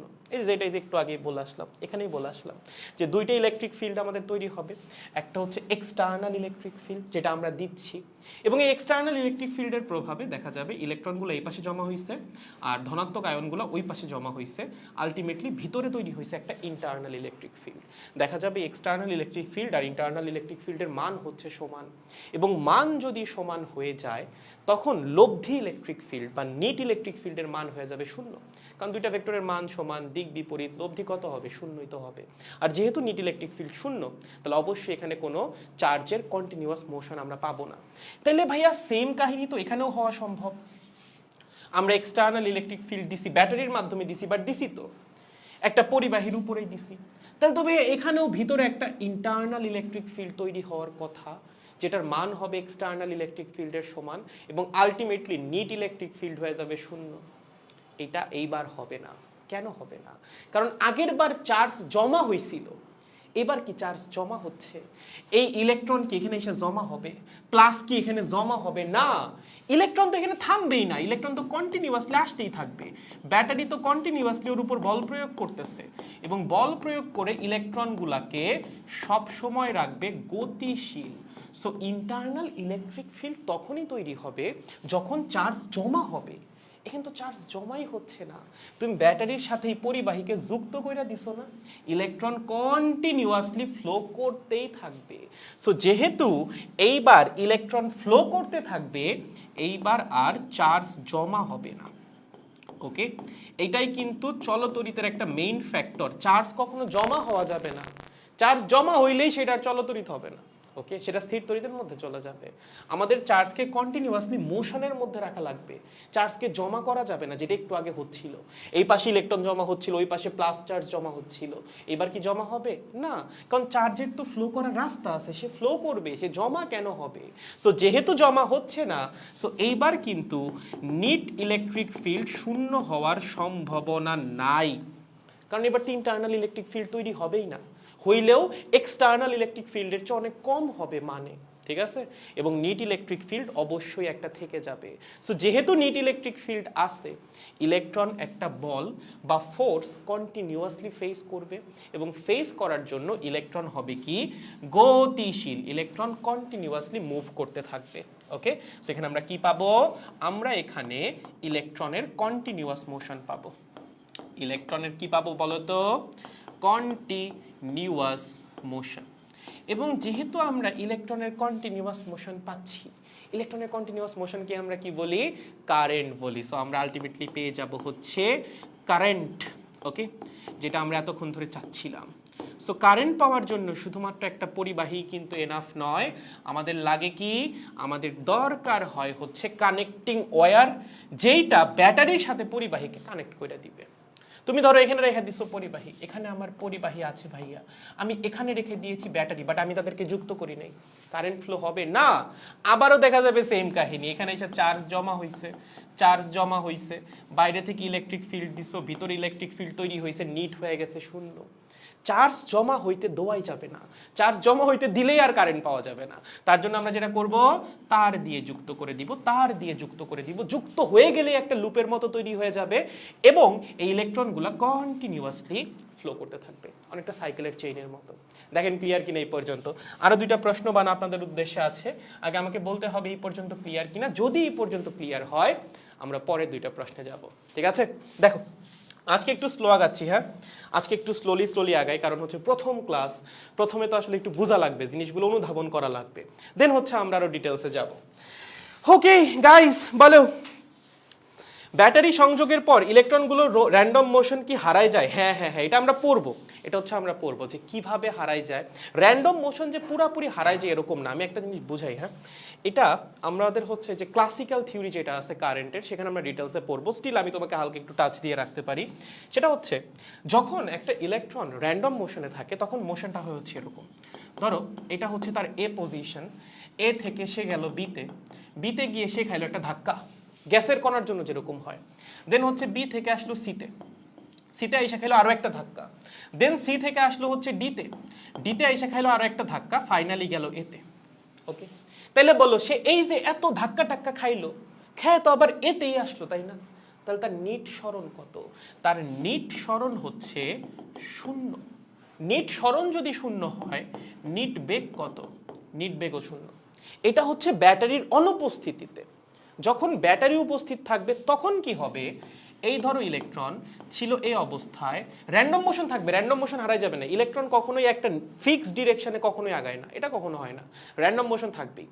নিট একটা সরণ থাকতে পারে একটা ফিক্সড ডিরেকশনে, বাট ইলেকট্রন সবসময় ওই দিকেই আগাবে, এটা কখনোই হয় না, কারণ ইলেকট্রনের মোশন আসলে মানে প্র্যাকটিক্যালি কখনোই প্রেডিক্ট করা সম্ভব না। সো ধরো ইলেকট্রন এই অবস্থায় আছে, আমরা কি করছি, এক্সটার্নাল ইলেকট্রিক ফিল্ড দিছি বা ব্যাটারি সংযোগ করছি, এ থেকে ইলেকট্রনটা আসছে বিতে। ওকে, ধাক্কা খাইছে যেহেতু র্যান্ডম মোশন আছে, বি থেকে আসছে সিতে। ওকে, আবার ধাক্কা খাইছে, ধাক্কা খেয়ে গেছে ডিতে। ওকে, ধাক্কা খেয়ে আবার আসছে হচ্ছে ইতে। ওকে, এইবার দেখো ইলেকট্রনের কিন্তু একটা দিকে নির্দিষ্ট সরণ আছে, এই দিক বরাবর। এইবার ইলেকট্রনের নিট সরণ আছে, বাট ইলেকট্রনে কি র্যান্ডম মোশন হারাই গেছে? ইলেকট্রন কি এখান থেকে জাস্ট এখানে আসছে, ডিরেক্ট আসছে না, এখান থেকে এইটুকু আসার জন্য ইলেকট্রনের এখান থেকে এখানে যাওয়া লাগছে, দেন এখান থেকে এখানে, দেন এখান থেকে এখানে, দেন এখান থেকে এখানে, অবশেষে তার নিট সরণ হয়েছে এতটুকু। সো যখন তুমি ব্যাটারিটা কানেক্ট করবা, তখন র্যান্ডম মোশনের পাশাপাশি তুমি একটা নিট সরণও পাবা। কোন দিকে পাবা? ইলেকট্রিক ফিল্ডের বিপরীত দিকে। নেগেটিভ চার্জ না, ইলেকট্রিক ফিল্ডের বিপরীত দিকে বল লাভ করবে। সো র্যান্ডম মোশন অবশ্যই উপস্থিত থাকবে, বাট তার পাশাপাশি একটা নিট সরণও পাওয়া যাবে। বাট যখন ব্যাটারি নাই, তখন শুধুমাত্র র্যান্ডম মোশন থাকবে এবং আলটিমেটলি কোনো নিট সরণ থাকবে না। আমরা যখন ক্লাসিক্যাল থিওরিটা পড়বো, তখন এই জিনিসগুলো নিয়ে আরেকটু ডিটেলস আলোচনা করা হবে। ওকে, ফাইন। বুঝতে পারছি। ক্লাস ডিউরেশন কত দাদা? এইটা আসলে ভাই ক্লাস শেষ হবে কখন? কিরে ভাই ক্লাস হইছে কতক্ষণ? কি একটা অবস্থা, ক্লাস শুরু হয়েছে মাত্র, শেষ কেন হবে? তোমরা পড়তে চাও না, এই যে এই জিনিসটা না আমার পছন্দ না। তোমরা পড়তে চাও না কেন? ভালো একটা জিনিস পড়তেছো, মজার জিনিস পড়তেছো, কই তোমাদের পড়ার আরো আগ্রহ জাগবে যে না ভাই আপনি পড়ান, আপনি বেদর করলে কালকে সকাল পর্যন্ত পড়ান, এগুলা বলবা। তা না, তোমরা খালি বলো ভাইয়া ছুটি দেন। আমার লাগে পড়াইতে ভালো, তোমাদের পড়তে কেন ভালো লাগে না আমি এটাই বুঝি না। যাই হোক, আসো। ওকে, আসো। Moment of truth people, answer করা লাগবে। কি করা লাগবে? অ্যান্সার। হ্যাঁ, ধরো আমি এই জায়গাটা একটু সংযুক্ত করেই দিই। এটার নাম দিলাম এ পয়েন্ট, এটার নাম দিলাম হচ্ছে বি পয়েন্ট। ওকে, একটা সার্কিট আছে, ফাইন। এই সার্কিটের মধ্যে আমরা ব্যাটারি যুক্ত করছি। ওকে, আমি প্রশ্ন করলাম এখানে একটা ইলেকট্রন আছে, আছে না? অবশ্যই একটা ইলেকট্রন আছে, পুরা তার জুড়ে ইলেকট্রন আছে। প্রশ্ন হচ্ছে এই ইলেকট্রনটা কি গতিশীল হবে? প্রশ্ন কি? প্রশ্ন হচ্ছে ব্যাটারির প্রভাবে ইলেকট্রনটা কি গতিশীল হবে? আমি অপশন দিচ্ছি, আগেই উত্তর দিও না। এক হচ্ছে না ভাইয়া গতিশীল হবে না, দুই হচ্ছে হ্যাঁ ভাইয়া গতিশীল হবে, তিন হচ্ছে ভাইয়া বি পর্যন্ত গতিশীল হবে তারপর আর হবে না। ঠিক আছে, তিন কি? বি পর্যন্ত গতিশীল হবে। বলো অ্যান্সার কোনটা হবে? বলো বলো বলো। মানে এখানে হচ্ছে মাঝখানে আমরা একটু কাইটা দিচ্ছি, এখানে কোনো তার টার কোনো কিছু নাই, এই অংশটুকু সংযোগবিহীন। এখানে লাগাইছে একটা ব্যাটারি, ব্যাটারির এক কোনায় আছে হচ্ছে একটা ইলেকট্রন, পুরোটা জুড়ে ইলেকট্রন আছে। আমাদের ম্যাটার অফ ইন্টারেস্ট হচ্ছে এখন একটা ইলেকট্রন। আমরা জাস্ট এই একটা ইলেকট্রন নিয়ে একটু চিন্তা ভাবনা করতেছি যে এই ইলেকট্রনটার কি হয় না হয়। প্রশ্ন হচ্ছে এই যে ইলেকট্রনটা, এই ইলেকট্রনটা কি গতিশীল হবে নাকি হবে না? এক হইতে পারে যে না গতিশীল হবেই না, দুই হইতে পারে যে না ভাইয়া ওর মতো ঘুরবে, এতটুকু তো ভাঙ্গা ফিরে চলে যাবে ভাই, এতটুকু বাধা কোনো বাধা হইলো, এরকম বাধা কত পার করছি ছোটবেলায়। যাই হোক, আর একটা হইতে পারে যে ভাইয়া ইলেকট্রন বি পর্যন্ত আসবে, আইসা দেখবে যে এই জায়গাটা ফাঁকা, তখন সে থাইমা যাবে। বলো তো সঠিক উত্তর কোনটা হবে? এতক্ষণ ধরে পড়ার পর যদি এই উত্তর দিতে না পারো সবগুলাকে আজকে বহিষ্কার করে দিব, ঠিক আছে? তিন, সাবাস, ভেরি গুড। সীমান্ত বলছে এক, শরীফ বলছে তিন, অন্তি বলছে এক, সাকিব বলছে তিন। নো, 3 1 3। ওকে, অনেক রকম উত্তর পাচ্ছি। প্রথম কথা, বলদগুলা যেগুলো 3 বলছস তোদের আমি কি করব বল? তোরা 3 কেন বললি? এই ইলেকট্রন কি একটা ইলেকট্রন গতিশীল হয়? আমি একটা আঁকছি দেখি এখানে আর কোনো ইলেকট্রন নাই, পুরা তার জুড়েই তো ইলেকট্রন আছে। সো আমি যদি সবগুলার ছবি একত্রে আঁকি দেখতে হবে কি রকম? এই এই এই এই এই এই এই এই এই এই এই এরকম এরকম এরকম। ঠিক আছে, এই পাশে রাখলাম না, এই পাশেও আছে। এই ইলেকট্রন কি কখনো একা একা গতিশীল হইতে পারবে না? যদি সবাই গতিশীল হয় তখনও গতিশীল হইতে পারবে। এখানে আছে ব্যাটারির নেগেটিভ, ও কি করবে? ইলেকট্রনকে দিবে ঠেলা, ঠেলা ঠেলা ঠেলা ঠেলা ঠেলা, এভাবে ঠেলতেছে, ঠেলতে ঠেলতে ধাক্কাটা আসবে কার কাছে? ধাক্কাটা আসবে এই ইলেকট্রনের কাছে। এই ইলেকট্রন কি এখান দিয়ে যাইতে পারবে? বাতাসের মধ্যে দিয়ে কি ইলেকট্রন নর্মালি ফ্লো করে? নর্মালি করে না। তুমি যদি অনেক হাই ভোল্টেজ অ্যাপ্লাই করো, অলমোস্ট 40 কিলো ভোল্ট পার মিলিমিটার বা 40 কিলো ভোল্ট পার সেন্টিমিটার, এরকম ভোল্টেজ যদি অ্যাপ্লাই করো তখন বাতাসের মধ্যে দিয়েও ইলেকট্রন যাইতে পারবে। বাট আমরা ব্যাটারি নেই 3 ভোল্টের, 4 ভোল্টের, এরকম ব্যাটারি দিয়ে বাতাসের মধ্যে দিয়ে ইলেকট্রন পাস করানো সম্ভব না। সো এই ইলেকট্রন কখনোই এই পথের মধ্যে দিয়ে যাইতে পারবে না। কাটা রাস্তা দিয়ে কখনো ইলেকট্রন যায় না, আমার মতো আর কি। কাটা পথ কখনো অতিক্রম করি না, সহজ পথ অতিক্রম করি ভাই, কাটা পথ কেন অতিক্রম করতে যাব? যাই হোক, এই ইলেকট্রন যদি মুভ না করে, ও মুভ করবে? করবে না। তার আগেরটা করবে? করবে না। তাহলে প্রথমে যে ছিল সে কি মুভ করবে? হ্যাঁ ভাইয়া করবে, ভাইঙ্গা চুইটা সবার ভিতর দিয়ে চলে যাবে ও। ফ্লো করলে সবাই একসাথে ফ্লো করবে, ফ্লো না করলে কেউই ফ্লো করবে না। তার মানে এখানে ইলেকট্রনের কোনো ফ্লো তৈরি হবে না। সো মাথায় রাখবা, একটা সার্কিটের কোনো অংশ যদি কাটা থাকে সেই রাস্তা দিয়ে কোনো ইলেকট্রন বা কারেন্টের ফ্লো হবে না। তার মানে এই সার্কিটে আমরা কিন্তু কোনো কারেন্টের ফ্লো পাবো না, কারেন্টের ফ্লো পাবো না। ওকে ফাইন, আই গেস এই পর্যন্ত আমাদের বেসিক ক্লিয়ার হয়ে গেছে। আর একটা প্রশ্নের উত্তর দিতে পারলেই বলবো বেসিক একদম ফুল ক্লিয়ার। সেটা হচ্ছে ভাইয়া, যারা মানে একটু মনোযোগ দিয়ে খেয়াল করছো, একটা কনফিউশন অলরেডি তোমাদের মধ্যে তৈরি হওয়া উচিত। ভাইয়া আপনি যখন এই চ্যাপ্টারের পড়ানো শুরু করলেন তখন আপনি বললেন আমরা এখানে পড়াশোনা করব ইলেকট্রনের সমবেগ নিয়ে বা ইলেকট্রন সমবেগে গতিশীল সেইটা নিয়ে। বাট আপনি তো বলতেছেন ব্যাটারি ইলেকট্রনের উপর ফোর্স অ্যাপ্লাই করে। এই চিন্তা কারো মাথায় আসছে? ধরো তোমার কাছে এরকম একটা তার আছে, ধরো এখানে ব্যাটারির সংযোগ আছে, ঠিক আছে? লেটস সাপোজ এখানে কি আছে? ব্যাটারির সংযোগ আছে, এটা কানেক্টিং ওয়্যার, এখানে আছে ব্যাটারি। ওকে ফাইন, ব্যাটারির ভোল্টেজ হচ্ছে ভি, দ্যাট মিনস এখানে আছে প্লাস, এখানে আছে মাইনাস। একটু চিন্তা করো ভালো মতো। এখানে ধরো একটা ইলেকট্রন নিয়ে আমরা একটু হিসাব নিকাশ করতে চাই, আরো ইলেকট্রন আছে, পুরোটা জুড়ে ইলেকট্রন ছড়ানো আছে, বাট আমরা একটা ইলেকট্রন নিয়ে একটু গবেষণা চালাতে চাচ্ছি। এখন এখানে প্লাস, এখানে মাইনাস, এখানে অবশ্যই কি হবে, একটা এক্সটার্নাল ইলেকট্রিক ফিল্ড তৈরি হবে। আর যেহেতু আমাদের ইলেকট্রন এখানে কন্টিনিউয়াস মোশনে থাকবে, কানেক্টিং ওয়্যার দিয়ে যুক্ত, তার মানে ইন্টারনাল ইলেকট্রিক ফিল্ড তৈরি হওয়ার কোনো সুযোগ নাই। তার মানে এখানে ইলেকট্রিক ফিল্ড একটাই, সেটা হচ্ছে এক্সটার্নাল ইলেকট্রিক ফিল্ড।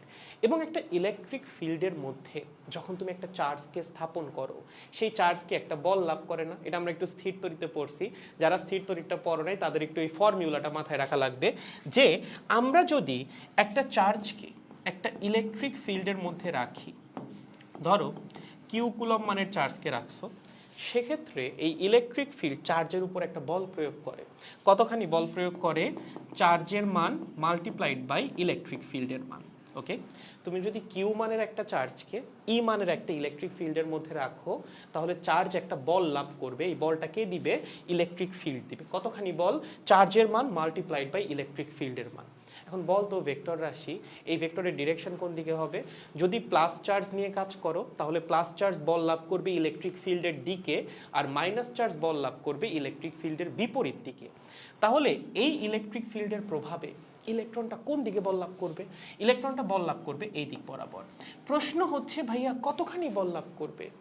ইলেকট্রনের চার্জের মান মাল্টিপ্লাইড বাই ইলেকট্রিক ফিল্ডের মান, দ্যাট মিনস ই ইন্টু ই, এতখানি বল লাভ করবে।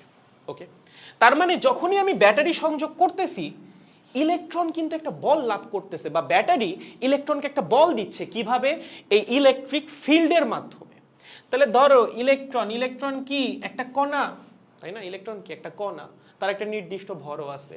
ইলেকট্রনের ভর হচ্ছে m, তার উপর বল কাজ করতেছে কতখানি? এই দিক বরাবর বল কাজ করতেছে ই ইন্টু ই পরিমাণ।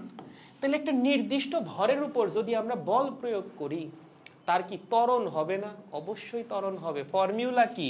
নিউটনের গতির দ্বিতীয় সূত্র, প্রযুক্ত বল ইজ ইকুয়ালস টু ভর ইন্টু বস্তুর ত্বরণ। তাহলে ত্বরণ কত হবে? ত্বরণ হবে হচ্ছে বল ডিভাইডেড বাই ভর। বলের মান কত? E into E, okay, divided by ভর এম। তাইলে ভাইয়া আমি যদি ব্যাটারি কানেক্ট করে ফেলি, ইলেকট্রন তো ত্বরণ পেয়ে যাচ্ছে, কিন্তু আপনি তো বললেন আমরা এই চ্যাপ্টারে পড়াশোনা করব ইলেকট্রনের সমবেগ নিয়ে। তো ব্যাটারি যুক্ত করলেই যদি ইলেকট্রন ত্বরণ পায়, ইলেকট্রন সমবেগ আবার কেমনে লাভ করবে? তাইলে তো ভাই আপনি কোথাও না কোথাও একটা ভুল করছেন। না, এখানে আন্ডারস্ট্যান্ডিংটা একটু অন্যরকম। ইলেকট্রন ত্বরণ লাভ করবে, দ্যাট ইজ কারেক্ট। ইলেকট্রনের পক্ষে কখনোই একটা ফিক্সড ভেলোসিটিতে মুভ করা সম্ভব না, এটা আমি শুরুতেও বলছিলাম। বাট আমরা ক্লাসিক্যাল ফিজিক্সে ধরে নিব ইলেকট্রন একটা সমবেগ মেইনটেইন করে মুভ করতেছে। প্রশ্ন হচ্ছে ভাইয়া আমি চোখের সামনে দেখতেছি ইলেকট্রনের ত্বরণ হচ্ছে, তাও আমি কেন ধরে নিব? সেটার পিছনেও লজিক আছে। দেখো, ইলেকট্রন যখন মুভ করবে, সে কিন্তু কোনো বাধা ছাড়া মুভ করবে না, তার পুরো রাস্তা জুড়েই থাকবে বাধা। ইলেকট্রনের জীবনটা আমাদের মতোই বাধা দ্বারা পরিপূর্ণ। যখনই একটা ইলেকট্রন মুভ করতে যাবে, তার পথে বাধা অনেক। একটা ইলেকট্রনের গতির পথে কি কি বাধা থাকতে পারে? প্রথমত থাকতে পারে অন্য ইলেকট্রন। কি? অন্য ইলেকট্রন। দ্বিতীয়ত থাকতে পারে অন্য পরমাণু। কি? অন্য পরমাণু। তৃতীয়ত থাকতে পারে কার্নেলস। কি? কার্নেলস।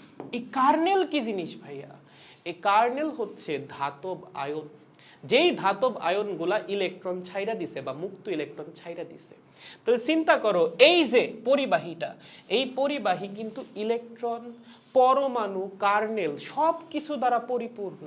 ধরো তুমি একটা নর্মাল এরকম কপারের তার নিছো, এই কপারের তারের মধ্যে অসংখ্য ইলেকট্রন আছে, কেবলমাত্র একটা ইলেকট্রন না। ইলেকট্রন দ্বারা পরিপূর্ণ, প্রচুর প্রচুর প্রচুর প্রচুর ইলেকট্রন। প্রচুর পরিমাণ কপার পরমাণুও আছে যারা ইলেকট্রন ছাড়ে নাই। আবার এমনও কপার পরমাণু আছে যারা ইলেকট্রন ছাইরা কপার আয়নে রূপান্তরিত হয়ে গেছে বা কার্নেলে রূপান্তরিত হয়ে গেছে। যখন আমাদের একটা ইলেকট্রন মুভ করতে যাবে, সে যে কারো সাথেই সংঘর্ষে লিপ্ত হইতে পারে। যাওয়ার সময় সে আর একটা ইলেকট্রনের সাথে কলিশন ঘটাইতে পারে, কারণ ইলেকট্রনের মোশন তো র্যান্ডমলি নড়াচড়া করার সময় যে কেউ যে কারোর সাথে ধাক্কা খেয়ে যাইতে পারে। সে যাওয়ার সময় অপর একটা কপার পরমাণুর সাথে ধাক্কা খাইতে পারে।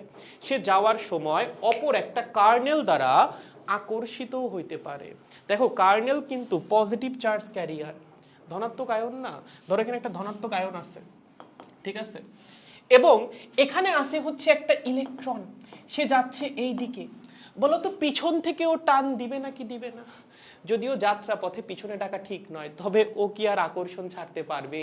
প্লাস চার্জ তো মাইনাস চার্জকে আকর্ষণ করবেই। যখনই ইলেকট্রন এইদিকে যাইতে যাবে, এই প্লাস চার্জ দিবে পিছন থেকে টান, মানে পিছন থেকে বল প্রয়োগ করবে। তুমি যাচ্ছ সামনে, আমি পিছন থেকে টেনে ধরলাম, তোমার বেগ কমবে না? কমবে। সো ইলেকট্রন যখন মুভ করে, ব্যাটারি ওকে অ্যাক্সিলারেট করে, ব্যাটারি ওর বেগ বৃদ্ধি করে, এবং অন্যান্য ইলেকট্রন, অন্যান্য পরমাণু এবং কার্নেল সবাই মিলে ওর বেগকে আবার হ্রাস করে। তার মানে ব্যাটারি ওর বেগকে বৃদ্ধি করতেছে, বাকি সবাই বল প্রয়োগের মাধ্যমে ওর বেগকে করতেছে হ্রাস।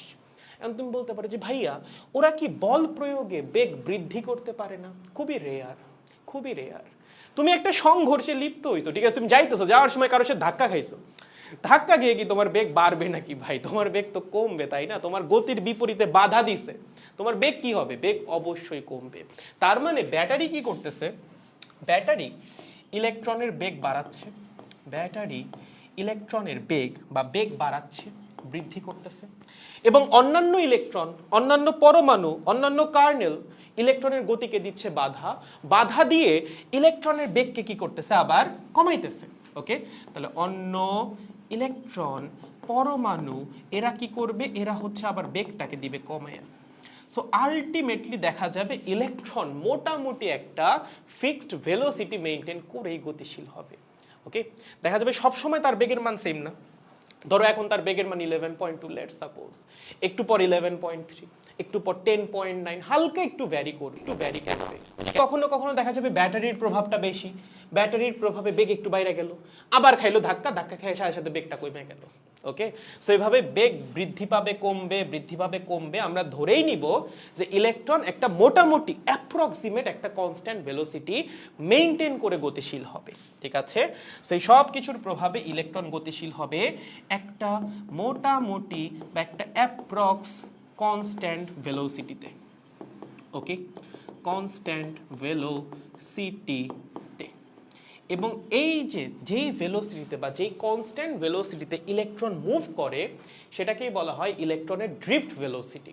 ওকে, ধরো তোমার কাছে, আমি এটা একটু বলে দিই, হ্যাঁ ডিটেলসেই বলে দিই, আমরা যদিও পরে প্রমাণ করব, বাট আমি একটু ডিটেলসে বলে দিই। ধরো তোমার কাছে এরকম একটা পরিবাহী তার আছে, এর মধ্যে অসংখ্য ইলেকট্রন আছে, তাই না? সবার বেগ কি আসলেই সেম হওয়া সম্ভব? তুমি এতক্ষণ তো বুঝে গেছো যে না, সবার বেগ তো সেম হবে না। ওকে, দেখা যাবে একজনের বেগ হইছে কিছু একটা v1, আর একজনেরটা হইছে v2, আর একজনেরটা হইছে v3। ওকে, সবারটা সেম হবে না, হালকা একটু ভ্যারিয়েশন থাকবে। যদিও আমরা ধরতেছি কনস্ট্যান্ট, বাট আসলে কনস্ট্যান্ট হয় না, হালকা একটু ভ্যারিয়েশন থাকে। ধরো 10.9, 11.2, 11.3, হালকা হালকা ভ্যারিয়েশন। এই সবার বেগের যে এভারেজ ভেলোসিটি নিয়ে একটা পরিবাহীর সবগুলো ইলেকট্রন মুভ করতেছে, সেইটাকে আমরা বলি হচ্ছে ইলেকট্রনের তাড়ন বেগ বা ড্রিফট ভেলোসিটি। ওকে, ড্রিফট ভেলোসিটি। এবং এইটাই হচ্ছে সেই কনস্ট্যান্ট ভেলোসিটি যেটা শুরুতে বললাম। এটার মান কি হবে? এটার মান হবে হচ্ছে কনস্ট্যান্ট। তুমি যদি টেম্পারেচার চেঞ্জ না করো তাহলে মান কনস্ট্যান্ট, টেম্পারেচার চেঞ্জ করলে আবার মান চেঞ্জ হয়ে যাবে, সেটা আমরা পরে পড়বো, সমস্যা নেই। আপাতত আমরা টেম্পারেচার চেঞ্জ করতেছি না। আমাদের কাছে একটা নর্মাল পরিবাহী আছে এবং সেটাকে আমরা ব্যাটারির সাথে কানেক্ট করছি। ইলেকট্রন যারা আছে তারা দেখা যাবে সবার বেগ হয়তো বা একদম এক্স্যাক্ট সেম হবে না, 19-20 হবে, বাট সবার একটা এভারেজ ভেলোসিটি আমরা বের করে ফেলতে পারবো। এবং যেই গড় বেগটা মেইনটেইন করে একটা পরিবাহীর সবগুলা ইলেকট্রন গতিশীল হয়, গতিশীল হয়ে কারেন্ট তৈরি করে, সেই বেগটাকে আমরা বলি হচ্ছে তাড়ন বেগ বা ড্রিফট ভেলোসিটি। নামটা ড্রিফট ভেলোসিটি কেন হইল? তুমি একবার চিন্তা করে দেখো, এই বেগটা কেন তৈরি হয়েছে? এই বেগটা কিন্তু তৈরি হয়েছে ইলেকট্রিক ফিল্ডের জন্য। ইলেকট্রিক ফিল্ড এসে ইলেকট্রনের উপর বল প্রয়োগ করছে, ইলেকট্রনকে ড্রিফট করাইছে, তার জন্যই ভেলোসিটি তৈরি হয়েছে, এই কারেন্ট তৈরি হয়েছে। এর জন্য নাম হচ্ছে ড্রিফট ভেলোসিটি। ওকে, তাহলে ড্রিফট ভেলোসিটি মূলত কি?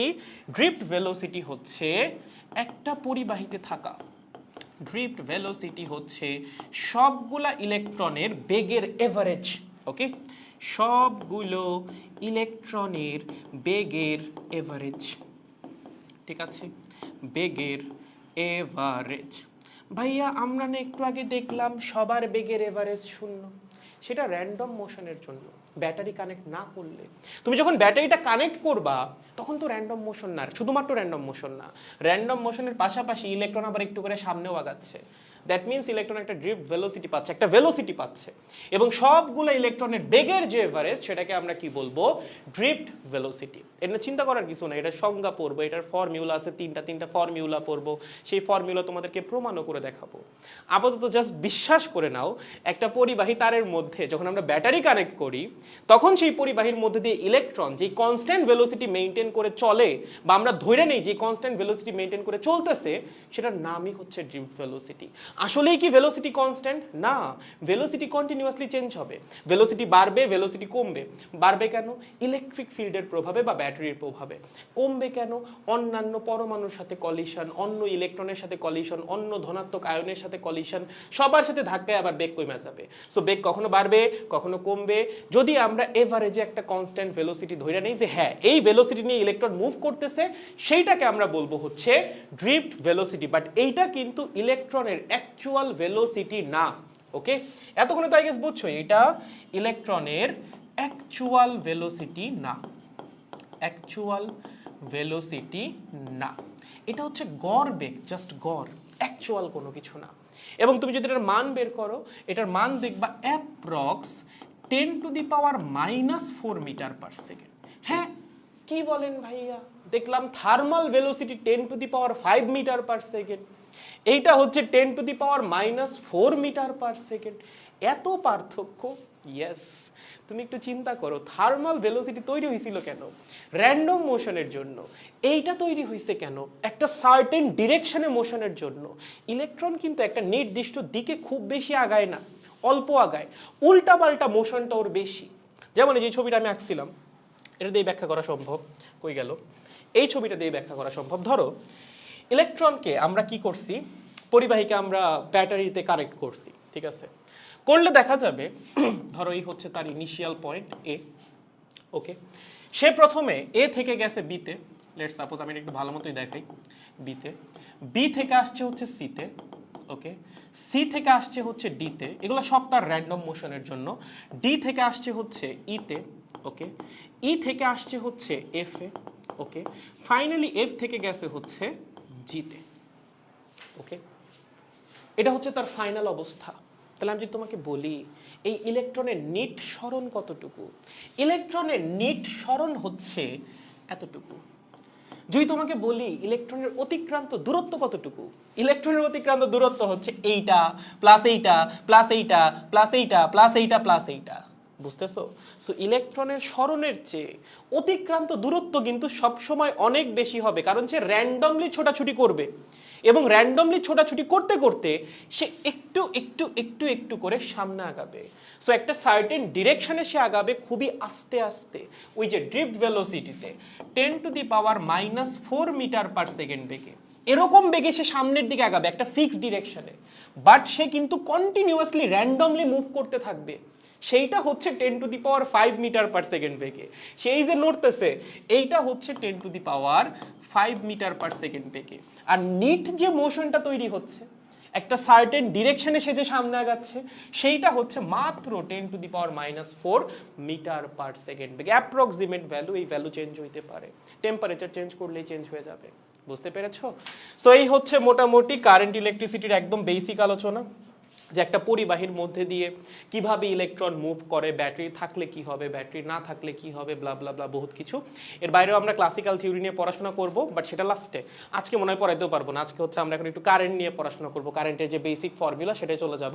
বাট এই পর্যন্ত তোমরা বুঝছো কিনা, মানে আমি যতটুকু বুঝাতে চাচ্ছিলাম এতটুকু আপনাদের কাছে ক্লিয়ার কিনা? কারণ এই বেসিকটা যদি ক্লিয়ার হয় তাহলে চ্যাপ্টারের বাকিটা পড়ানো আমার জন্য অনেক ইজি হয়ে যাবে। ওকে, কারণ এই বেসিকগুলো নিয়ে অনেকেরই ঝামেলা থাকে, দেখা যাবে এই পুরা কনসেপ্ট যা যা আমরা এখন শিখতেছি এগুলো পুরো চ্যাপ্টার জুড়েই লাগবে। তোমাকে যদি কেউ বলে ওমস লর প্রমাণ করো, প্রমাণ করতে পারবা? তুমি সারা জীবন মুখস্থ করে আসছো যে V is proportional to I, যত বেশি তড়িৎ প্রবাহিত হবে দুই প্রান্তে তত বেশি বিভব পার্থক্য তৈরি হবে। তোমার বললাম প্রমাণ করো। প্রমাণ কি? এটা প্রমাণ করতে পারবা? এটার প্রমাণও করা সম্ভব, ঠিক আছে? যখন তোমার বেসিক ক্লিয়ার থাকবে সকল কিছুই প্রমাণ করে আসা সম্ভব। যাই হোক, ওগুলো পরের ব্যাপার। আগে আমাকে বলো এই জিনিসগুলো ক্লিয়ার কিনা। আমি চাচ্ছি তোমাদের এগুলো ক্লিয়ার হোক, তাহলে পুরো চ্যাপ্টারটাই তোমরা মজায় মজায় পড়তে পারবা। ওকে, বলো গাইস ক্লিয়ার? আলহামদুলিল্লাহ ক্লিয়ার। ওকে, ইয়েস ক্লিয়ার। ভাইয়া স্থির তড়িৎ করি নাই, যদি বলতেন ইলেকট্রিক ফিল্ড কি তাহলে ভালো হতো। আচ্ছা, ইলেকট্রিক ফিল্ড হচ্ছে কি, ধরো একটা চার্জ আছে, কিউ কুলম চার্জ, তার চারপাশে একটা নির্দিষ্ট জায়গা আছে, হ্যাঁ, একটা নির্দিষ্ট ক্ষেত্র আছে, যেই ক্ষেত্র জুড়ে তার প্রভাবটা বিদ্যমান। তার মানে হচ্ছে এই ক্ষেত্রের ভিতরে তুমি যদি অন্য কোনো একটা চার্জকে নিয়ে আসো, তার উপর সে একটা নির্দিষ্ট বল প্রয়োগ করবে। কতখানি বল প্রয়োগ করবে? খুবই সহজ। এই পয়েন্টে ইলেকট্রিক ফিল্ডের মান যত, বা ইলেকট্রিক ফিল্ড ইন্টেন্সিটির মান যত, মাল্টিপ্লাইড বাই হচ্ছে চার্জের মান। ওকে, সো ইলেকট্রিক ফিল্ডের কনসেপ্টটা হচ্ছে একটা চার্জের আশেপাশে একটা নির্দিষ্ট এরিয়া জুড়ে তার প্রভাবটা বিদ্যমান, যতটুকু এরিয়া জুড়ে তার প্রভাবটা বিদ্যমান সেটাকে আমরা বলি ওই চার্জের ইলেকট্রিক ফিল্ড। দ্যাট মিনস এই ইলেকট্রিক ফিল্ডের ভিতরে তুমি যদি অন্য কোনো চার্জকে নিয়ে আসো, তার উপর অবশ্যই এই চার্জটা একটা বল প্রয়োগ করবে। এখন তুমি যদি প্রশ্ন করো কতখানি বল প্রয়োগ করবে, সেই বল প্রয়োগের মান বা প্রযুক্ত বলের মানটা হবে যেই চার্জকে নিয়ে আসছো তার মান মাল্টিপ্লাইড বাই যেই পয়েন্টে নিয়ে আসছো সেই পয়েন্টের ইলেকট্রিক ফিল্ডের মান। মানে একটা ইলেকট্রিক ফিল্ডের প্রত্যেকটা পয়েন্টেরই একটা নির্দিষ্ট ভ্যালু আছে। এই পয়েন্টের ইলেকট্রিক ফিল্ডের ভ্যালু ধরো একটা, এই পয়েন্টের আরেকটা, এই পয়েন্টের আরেকটা, এই পয়েন্টের আরেকটা। সো তুমি এই পয়েন্টে যদি একটা চার্জকে নিয়ে আসো, ধরো কিউ কুলম মানের চার্জ, তার উপর প্রযুক্ত বল কত হবে? চার্জের মান মাল্টিপ্লাইড বাই এই পয়েন্টে ইলেকট্রিক ফিল্ডের ভ্যালু যেটা, সেটা। ঠিক আছে, সহজ একদম। Clear guys? Okay, clear. কারেন্টের অবস্থা কি এটা বুঝি নাই। কারেন্টের অবস্থা কি কোথায় লিখছিলাম? কারেন্টের অবস্থা কি? ও এইটা, এটার ব্যাপারটা হচ্ছে কি, তোমার যদি কোথাও তার কাটা থাকে, ধরো আমি তোমারে বললাম এই হচ্ছে সার্কিট, ঠিক আছে, দিয়ে বললাম কারেন্ট কি ফ্লো হবে? Answer is yes. কেন? কারণ এটা একটা কন্টিনিউয়াস সার্কিট, কোথাও কোনো ব্রেক নাই। ঠিক আছে, তোমাকে যদি বলি এই একটা সার্কিট, ওকে, এখানে কি কারেন্ট ফ্লো হবে? The answer is no. কেন? কারণ এখানে দেখো রাস্তাটা কন্টিনিউয়াস না, রাস্তার মাঝখানে ব্রেক আছে। এই জায়গায় কিভাবে ইলেকট্রন ফ্লো করবে? ইলেকট্রন যখন ফ্লো করবে সবগুলো ইলেকট্রনের একসাথে ফ্লো করা লাগবে। এখানে যে ইলেকট্রনটা আছে সে তো এখান থেকে এখানে যাইতে পারতেছে না, কারণ মাঝখানের রাস্তাটা কাটা। সো একটা ইলেকট্রন যদি মুভ করতে না পারে, পুরা তারের কোনো ইলেকট্রনই মুভ করবে না। ওকে, এর জন্য হচ্ছে কোনো তার যদি কাটা অবস্থায় থাকে বা রাস্তা যদি কাটা থাকে, সেই রাস্তার মধ্যে দিয়ে কোনো কারেন্ট ফ্লো করে না। ক্লিয়ার? ওকে, তাহলে আমাদের বেসিক আসলে আই গেস ক্লিয়ার হয়ে গেছে। এবার আমরা শুরু করতে পারবো হচ্ছে বইয়ের পড়াশোনা, বইয়ের মধ্যে যেগুলো লেখা আছে, ঠিক আছে? সেটা হচ্ছে ভাইয়া কারেন্ট কি? কারেন্টের সংজ্ঞা আই গেস আমরা সবাই জানি। ধরেন আপনার কাছে একটা পরিবাহী আছে, পরিবাহী ছাড়া তো আসলে কারেন্ট পাওয়াও যায় না, সেমিকন্ডাক্টরে পাওয়া যায়, বাট সেটা এই চ্যাপ্টারের আলোচনা না। এই চ্যাপ্টারে আমরা শুধুমাত্র পরিবাহীতে কারেন্ট নিয়ে পড়াশোনা করব। ধরো আছে একটা পরিবাহী, সেখানে তুমি যুক্ত করে দিয়েছো একটা ব্যাটারি, ঠিক আছে? ওকে, কি হবে? ইলেকট্রন ফ্লো করা শুরু করবে। কই থেকে ইলেকট্রন ফ্লো করা শুরু করবে? পরিবাহীর পুরাটা জুড়ে ইলেকট্রন আছে, ইলেকট্রন ইলেকট্রন ইলেকট্রন ইলেকট্রন। কোন দিকে ফ্লো করবে? এটা হচ্ছে ব্যাটারির মাইনাস, এটা হচ্ছে ব্যাটারির প্লাস। ইলেকট্রন ফ্লো করবে মাইনাস থেকে প্লাসের দিকে। ইলেকট্রন কি? ইলেকট্রন হচ্ছে চার্জ ক্যারিয়ার, সে চার্জ ক্যারি করে নিয়ে যায়। তাহলে যখন এই ইলেকট্রনগুলো ফ্লো করতেছে, টেকনিক্যালি ফ্লো করতেছে কি? চার্জ। কোন জায়গা দিয়ে ফ্লো করতেছে? এই পরিবাহীর মধ্যে দিয়ে। পরিবাহীর প্রস্থচ্ছেদ কোনটা? এই যে এইটা হচ্ছে পরিবাহীর প্রস্থচ্ছেদ, বা তুমি বলতে পারো ভিতরেও যদি আঁকো, এই যে এইটা হচ্ছে পরিবাহীর প্রস্থচ্ছেদ। এখান দিয়ে ইলেকট্রনগুলো ভেদ করে চলে যাবে, ঠিক আছে? যদিও পরিবাহীতে ইলেকট্রন পৃষ্ঠেই থাকে, ভিতরে থাকে না, জাস্ট ছবি আঁকার খাতিরে ভিতরে আঁকছি, বাট ভিতরে কিন্তু নর্মালি ইলেকট্রন থাকে না। ইলেকট্রন সবসময় কোথায় থাকে? পৃষ্ঠে। পরিবাহীর ইলেকট্রন সবসময় পৃষ্ঠে থাকে, ঠিক আছে? ওকে, এখন এই যে প্রস্থচ্ছেদ ভেদ করে ইলেকট্রন যাচ্ছে, আলটিমেটলি কি যাচ্ছে? চার্জ যাচ্ছে। ধরো টি সময়ে, টি সেকেন্ডে এই প্রস্থচ্ছেদ দিয়ে অতিক্রম করছে Q coulomb charge. Let's suppose electron তো যাবেই, তাই না? যখন তুমি ব্যাটারি কানেক্ট করবা, এখান দিয়ে ইলেকট্রন যাবে না, ইলেকট্রনের উপর বল প্রয়োগ করবে ব্যাটারি, সো ইলেকট্রন ফ্লো করা শুরু করবে। সো ইলেকট্রন যখন ফ্লো হচ্ছে, আসলে ফ্লো হচ্ছে কে? ফ্লো হচ্ছে চার্জ। কে ফ্লো হচ্ছে? চার্জ ফ্লো হচ্ছে। আমরা চার্জের ফ্লো পাচ্ছি প্রতি সেকেন্ডে বা একক সময়ে এই পরিবাহীর প্রস্থচ্ছেদের মধ্যে দিয়ে যতখানি চার্জ ফ্লো করবে সেইটাকেই বলবো হচ্ছে আমরা কারেন্ট। তাহলে কারেন্ট কি? একক সময়ে একটা তড়িৎ পরিবাহীর প্রস্থচ্ছেদের মধ্যে দিয়ে যতখানি চার্জ ফ্লো করে সেটাকেই বলা হয় কারেন্ট। তাহলে কারেন্ট হচ্ছে I is equals to Q by T. Okay, ধরো টি সেকেন্ডে কিউ কুলম চার্জ ফ্লো করছে, লেটস সাপোজ আমরা ধরে নিলাম টি সেকেন্ডে কিউ কুলম চার্জ এই প্রস্থচ্ছেদের মধ্যে দিয়ে গেছে। তাহলে এক সেকেন্ডে কতখানি গেছে? এক সেকেন্ড বা একক সময়ে গেছে কিউ বাই টি পরিমাণ চার্জ, এবং এইটাকেই আমরা কি বলি? পরিবাহীতে কারেন্ট। দেখো এই সংজ্ঞাটাই লেখা আছে, পরিবাহীর পদার্থের মধ্যকার মুক্ত ইলেকট্রন সমূহ একটা নির্দিষ্ট দিকে প্রবাহিত হওয়ার হারকেই কারেন্ট বলে। হার মানে কি? প্রতি সেকেন্ডে কতখানি চার্জ ফ্লো করতেছে। ঠিক আছে, আরো যদি সুন্দরভাবে লেখো, একটা পরিবাহীর প্রস্থচ্ছেদের মধ্যে দিয়ে একক সময়ে যতখানি চার্জ ফ্লো করে সেটাকেই বলা হয় কারেন্ট। এক এক বই এক একভাবে সংজ্ঞা লেখা, তুমি একটা মনে রাখলেই হয়েছে, পরীক্ষায় আসলে যেন লিখে আসতে পারো। ঠিক আছে, গুড। সো এটা হচ্ছে আমাদের কারেন্টের একদম বেসিক ফর্মুলা, বাট এই ফর্মুলা আমাদের খুব বেশি কাজে লাগবে না। একটু পরে আমরা আরো দুইটা ফর্মুলা শিখবো যেগুলো আমাদের কাজে লাগবে। ওকে, কারেন্টের একক কি? কারেন্টের একক হচ্ছে অ্যাম্পিয়ার। এটাকে মাঝে মধ্যে এ দ্বারাও প্রকাশ করা হয়, মাঝে মধ্যে এএমপি দ্বারাও প্রকাশ করা হয়। যদি তোমাদের মনে থাকে অ্যাম্পিয়ারটা কিন্তু অনেক ইম্পর্টেন্ট। 7টা যে ফান্ডামেন্টাল ইউনিট আছে ফিজিক্সে তার মধ্যে একটা কিন্তু অ্যাম্পিয়ার। 7টা ফান্ডামেন্টাল ইউনিট আছে না, তার মধ্যে একটা কিন্তু এই অ্যাম্পিয়ার। ঠিক আছে, সো অ্যাম্পিয়ার কিন্তু ফিজিক্সের একটা ফান্ডামেন্টাল ইউনিট। যারা চ্যাপ্টার 1 পড়ছো তারা জানার কথা, এটা কি একটা ফান্ডামেন্টাল ইউনিট। ওকে, একটা মৌলিক রাশি বা একটা মৌলিক একক। হ্যাঁ, তড়িৎ প্রবাহ কি একটা মৌলিক রাশি? তাহলে তার একক কি হবে? অবশ্যই একটা মৌলিক একক। 7টা মৌলিক এককের একটা হচ্ছে অ্যাম্পিয়ার, এর জন্য মনে থাকে। ওকে, গুড। ভাইয়া তড়িৎ প্রবাহ কোন দিকে হবে? আমি এতক্ষণ ধরে দেখতেছিলাম ইলেকট্রন ফ্লো করতেছে, ইলেকট্রন ফ্লো করতেছে। কারেন্ট কোনটা? তাইলে কারেন্ট যাবে কোন দিকে? কনভেনশনাল মেথড অনুযায়ী ধরা হয় কারেন্ট সবসময় প্লাস থেকে মাইনাসের দিকে যায়। দ্যাট মিনস হাই ভোল্টেজ থেকে লো ভোল্টেজের দিকে যায়। ব্যাটারির হাই ভোল্টেজ কোনটা? হাই ভোল্টেজ সাইড হচ্ছে এইটা। লো ভোল্টেজ সাইড কোনটা? এইটা। যদিও ইলেকট্রন লো ভোল্টেজ থেকে হাই ভোল্টেজের দিকে ফ্লো করতেছে এবং এই ইলেকট্রনের ফ্লোর জন্যই কারেন্ট তৈরি হচ্ছে, স্টিল আমরা ধরে নেই কারেন্ট ফ্লো করবে প্লাস থেকে মাইনাসের দিকে। ঠিক আছে, এটা ধরে নেওয়া হয়। সো মাথায় রাখবা কারেন্ট ফ্লোর ডিরেকশন কোন দিকে? কারেন্ট সব সময় হাই ভোল্টেজ থেকে লো ভোল্টেজের দিকে ফ্লো করবে, অলওয়েজ হাই ভোল্টেজ থেকে লো ভোল্টেজের দিকে। আর ইলেকট্রন কোন দিকে ফ্লো করবে? ইলেকট্রন ফ্লো করবে হচ্ছে লো ভোল্টেজ থেকে হাই ভোল্টেজের দিকে। ওকে, ইলেকট্রনের ফ্লো আমরা কোন দিকে পাবো? ইলেকট্রনের ফ্লো পাবো হচ্ছে লো ভোল্টেজ থেকে হাই ভোল্টেজের দিকে। ওকে, লো থেকে হাই ভোল্টেজ। তার মানে ইলেকট্রন যেদিকে ফ্লো করে কারেন্ট কিন্তু তার উল্টা দিকে ফ্লো করে। তুমি বলতে পারে কেন? এরকম ধরে নেওয়া হয় যখন কারেন্টের ডিরেকশন প্রথম বের করা হয়েছিল তখন আসলে ইলেকট্রনের জন্য যে কারেন্ট ফ্লো করে এটা ধরাই হইতো না, তখন ধরা হইতো প্লাস চার্জের জন্য কারেন্ট ফ্লো করে।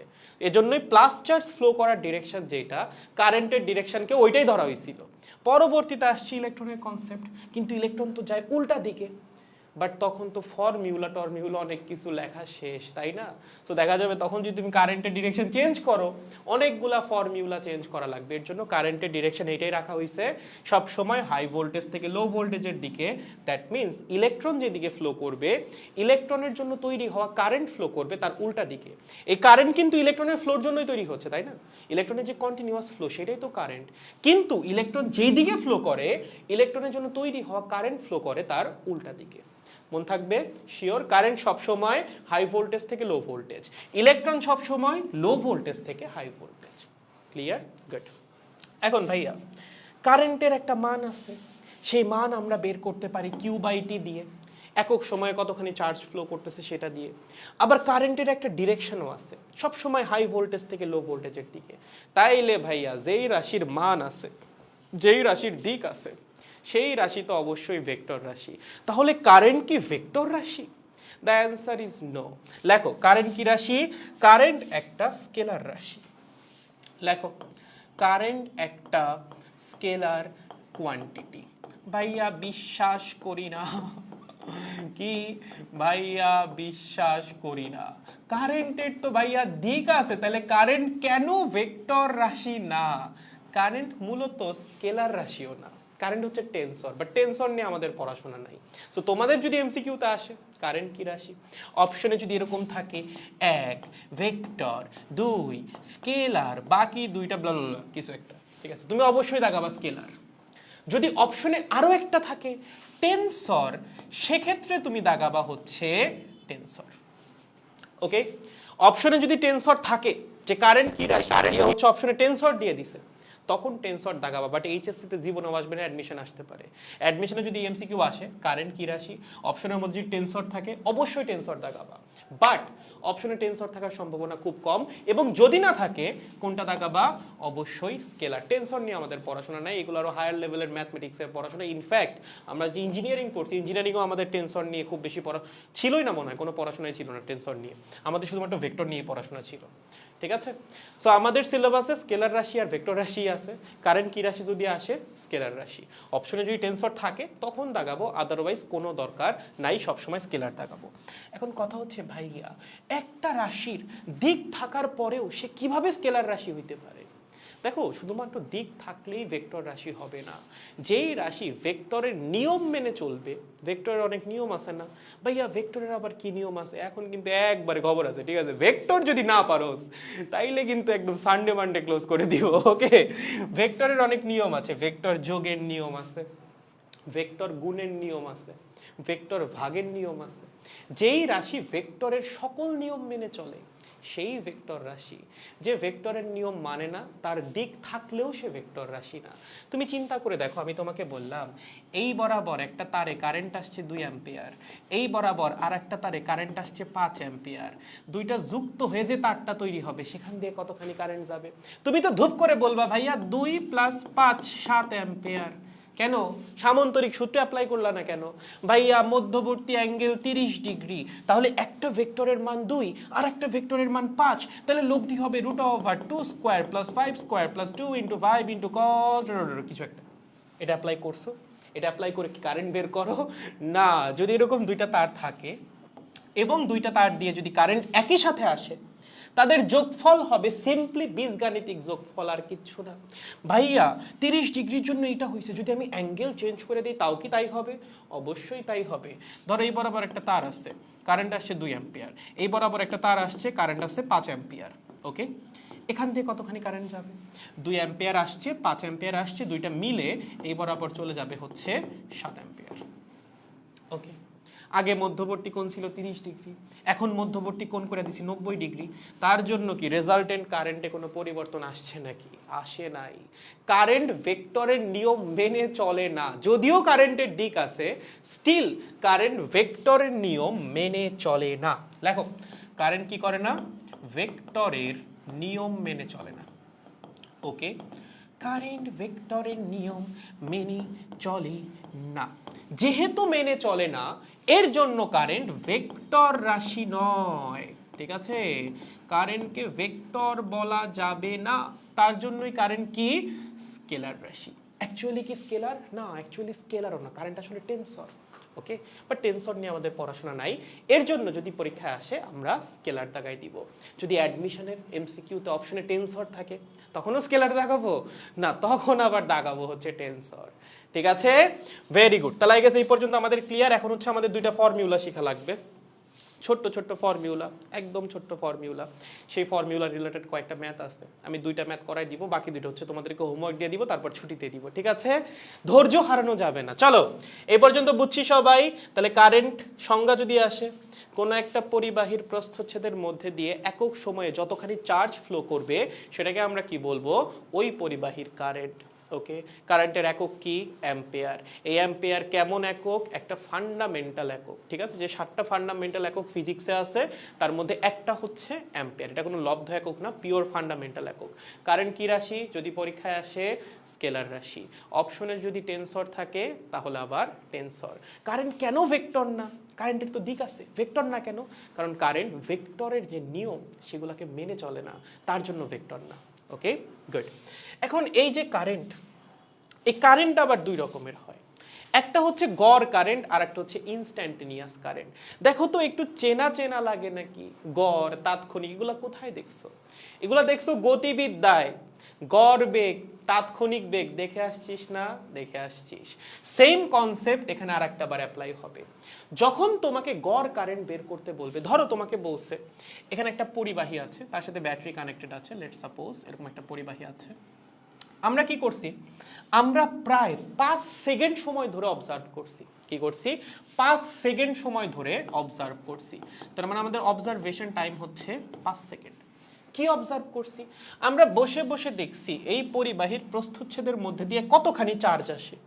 দেখে আমরা কি জানতে পারছি? দেখে আমরা জানতে পারছি এই পরিবাহীর প্রস্থচ্ছেদের মধ্যে দিয়ে 5 সেকেন্ডে চার্জ আসছে 10 কুলম। ওকে, কতখানি চার্জ আসছে? 10 কুলম চার্জ আসছে। তোমাকে প্রশ্ন করছে গড় কারেন্ট কত? গড় কারেন্ট কেমনে বের করবা? খুবই সহজ। যদি কখনো তোমাকে এভারেজ কারেন্ট বের করতে বলে, উপরে বসাবা টোটাল চার্জ, নিচে বসাবা টোটাল টাইম। কিসের টোটাল চার্জ, কিসের টোটাল টাইম? টোটাল টাইম হচ্ছে তুমি কতক্ষণ ধরে অবজার্ভটা করলা, এবং এই টাইমের মান অবশ্যই শূন্যের চেয়ে যথেষ্ট বড় হবে।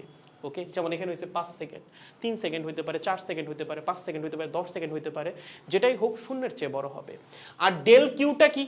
ডেল কিউটা হচ্ছে তুমি যতক্ষণ ধরে অবজার্ভ করলা ততক্ষণ ধরে এই পরিবাহীতে কতখানি চার্জ ফ্লো করছে, সেটা হচ্ছে ডেল কিউ। ওকে, তাহলে ডেলটি হচ্ছে অবজারভেশন টাইম। ঠিক আছে, ডেলটি কি? Observation time. Okay, del Q কি? ডেল কিউ হচ্ছে আমরা যতক্ষণ ধরে অবজার্ভ করলাম, এই যে ডেলটি সময়, এই ডেলটি সময়ে পরিবাহীতে কতটুকু চার্জ ফ্লো করবে। ওকে, সেটাই হচ্ছে ডেল কিউ। তাহলে ডেল কিউ হচ্ছে ডেলটি সময়ে পরিবাহীতে প্রবাহিত চার্জ। ঠিক আছে, পরিবাহীতে প্রবাহিত চার্জ, একদম সহজ। ওকে, এবং del Q by del T তোমাকে কি দিবে? এভারেজ কারেন্ট দিবে। যেমন এখানে যদি তুমি মানটা বসাও তাহলে আসবে হচ্ছে 10/5 2 অ্যাম্পিয়ার। তার মানে এই 5 সেকেন্ড ধরে এই তারের মধ্যে দিয়ে বা এই পরিবাহীর মধ্যে দিয়ে এভারেজে 2 অ্যাম্পিয়ার কারেন্ট ফ্লো করছে। আমি যদি তোমাকে প্রশ্ন করি 2.3 সেকেন্ডে কতটুকু কারেন্ট ফ্লো করছে, তুমি যদি বলো 2 অ্যাম্পিয়ার হবে, হবে না। যদি সবসময় একই মানের কারেন্ট ফ্লো করে তখন হবে, বাট ইটস নট নেসেসারি যে একটা তারের মধ্যে দিয়ে সবসময় একই মানের কারেন্ট ফ্লো করবে। তুমি তো বের করছো এখানে গড় কারেন্ট, এভারেজ কারেন্ট। এই এভারেজ কারেন্ট কিন্তু কোনো একটা নির্দিষ্ট মুহূর্তের কারেন্টকে ইন্ডিকেট করে না। এটা ইন্ডিকেট করে তুমি যতক্ষণ ধরে অবজার্ভ করলা ততক্ষণ ধরে এভারেজে কতটুকু কারেন্ট ফ্লো করছে। বাট আমি যদি বলি এক্স্যাক্ট 2.3 সেকেন্ডে কতটুকু কারেন্ট ফ্লো করছে, সেটা তো 2 অ্যাম্পিয়ার নাই হইতে পারে। এবং যদি ভ্যারিয়েবল কারেন্ট ফ্লো করে সেক্ষেত্রে 2 অ্যাম্পিয়ার না হওয়ার সম্ভাবনাটাই বেশি। তাহলে কোনো একটা নির্দিষ্ট মুহূর্তের কারেন্ট কেমনে বের করব? সেইটাই হচ্ছে তাৎক্ষণিক কারেন্ট। ঠিক আছে, একদম গড় বেগ আর তাৎক্ষণিক বেগের মতো। গড় বেগ কি ছিল? একটা নির্দিষ্ট সময় ধরে একটা কিছু যাত্রা করছে, তার টোটাল সরণকে টোটাল সময় দিয়ে ভাগ করছি, গড় বেগ পেয়ে গেছি। বাট আমি যদি বলি ঠিক এই মুহূর্তের বেগ কত, সেটা কি গড় বেগ? না, সেটা হচ্ছে তাৎক্ষণিক বেগ।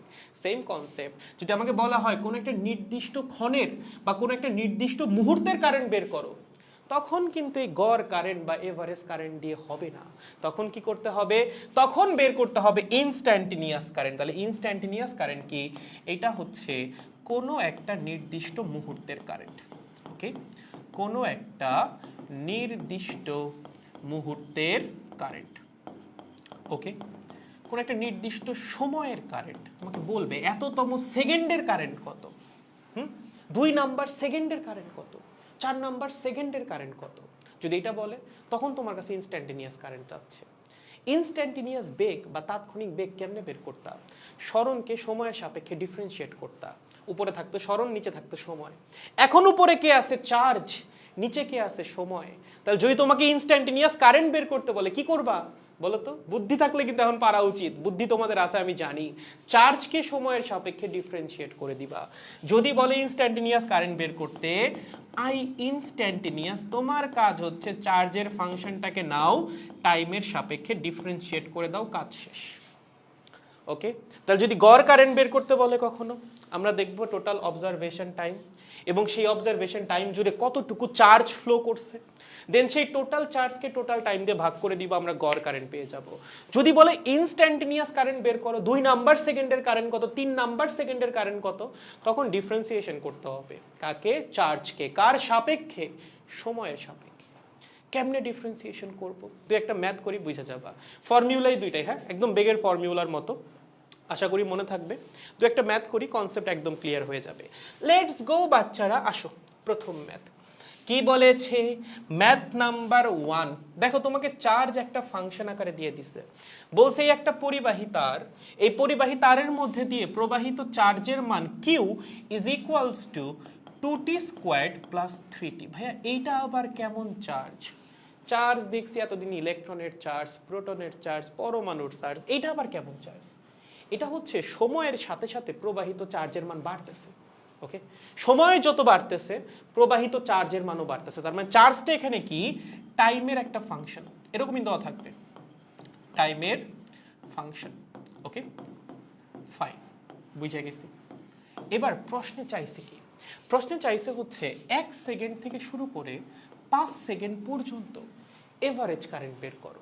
কি, 1 সেকেন্ড থেকে 5 সেকেন্ড পর্যন্ত এভারেজ কারেন্ট বের করো। কেমনে বের করবা বলো? বলো এভারেজ কারেন্ট কেমনে বের করবা? তুমি কি ডিফারেন্সিয়েট করে দিবা? ডিফারেন্সিয়েট করলে তো ইনস্ট্যান্টেনিয়াস কারেন্ট বের হবে।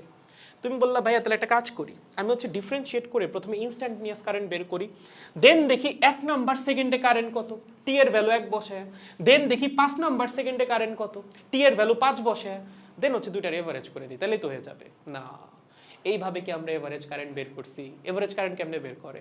Total charge divided by total time. তাহলে আমার টোটাল চার্জের মান বের করা লাগবে, এই 1 সেকেন্ড থেকে 5 সেকেন্ড পর্যন্ত কতটুকু চার্জ ফ্লো করছে সেটাকে টোটাল টাইম দিয়ে ভাগ করা লাগবে, তাহলেই আমি এভারেজ কারেন্টটা পাবো। তাহলে আসেন প্রথমে টোটাল টাইম, বলো কতটুকু সময় জুড়ে অবজারভেশনটা চালাইছো? 1 সেকেন্ড থেকে 5 সেকেন্ড পর্যন্ত, তার মানে 5 মাইনাস 1, 4 সেকেন্ড জুড়ে আমরা কি করছি, অবজারভেশনটা চালাইছি। এই যে 4 সেকেন্ড জুড়ে আমরা অবজারভেশনটা চালাইলাম, এই 4 সেকেন্ডে কতটুকু চার্জ ফ্লো করলো?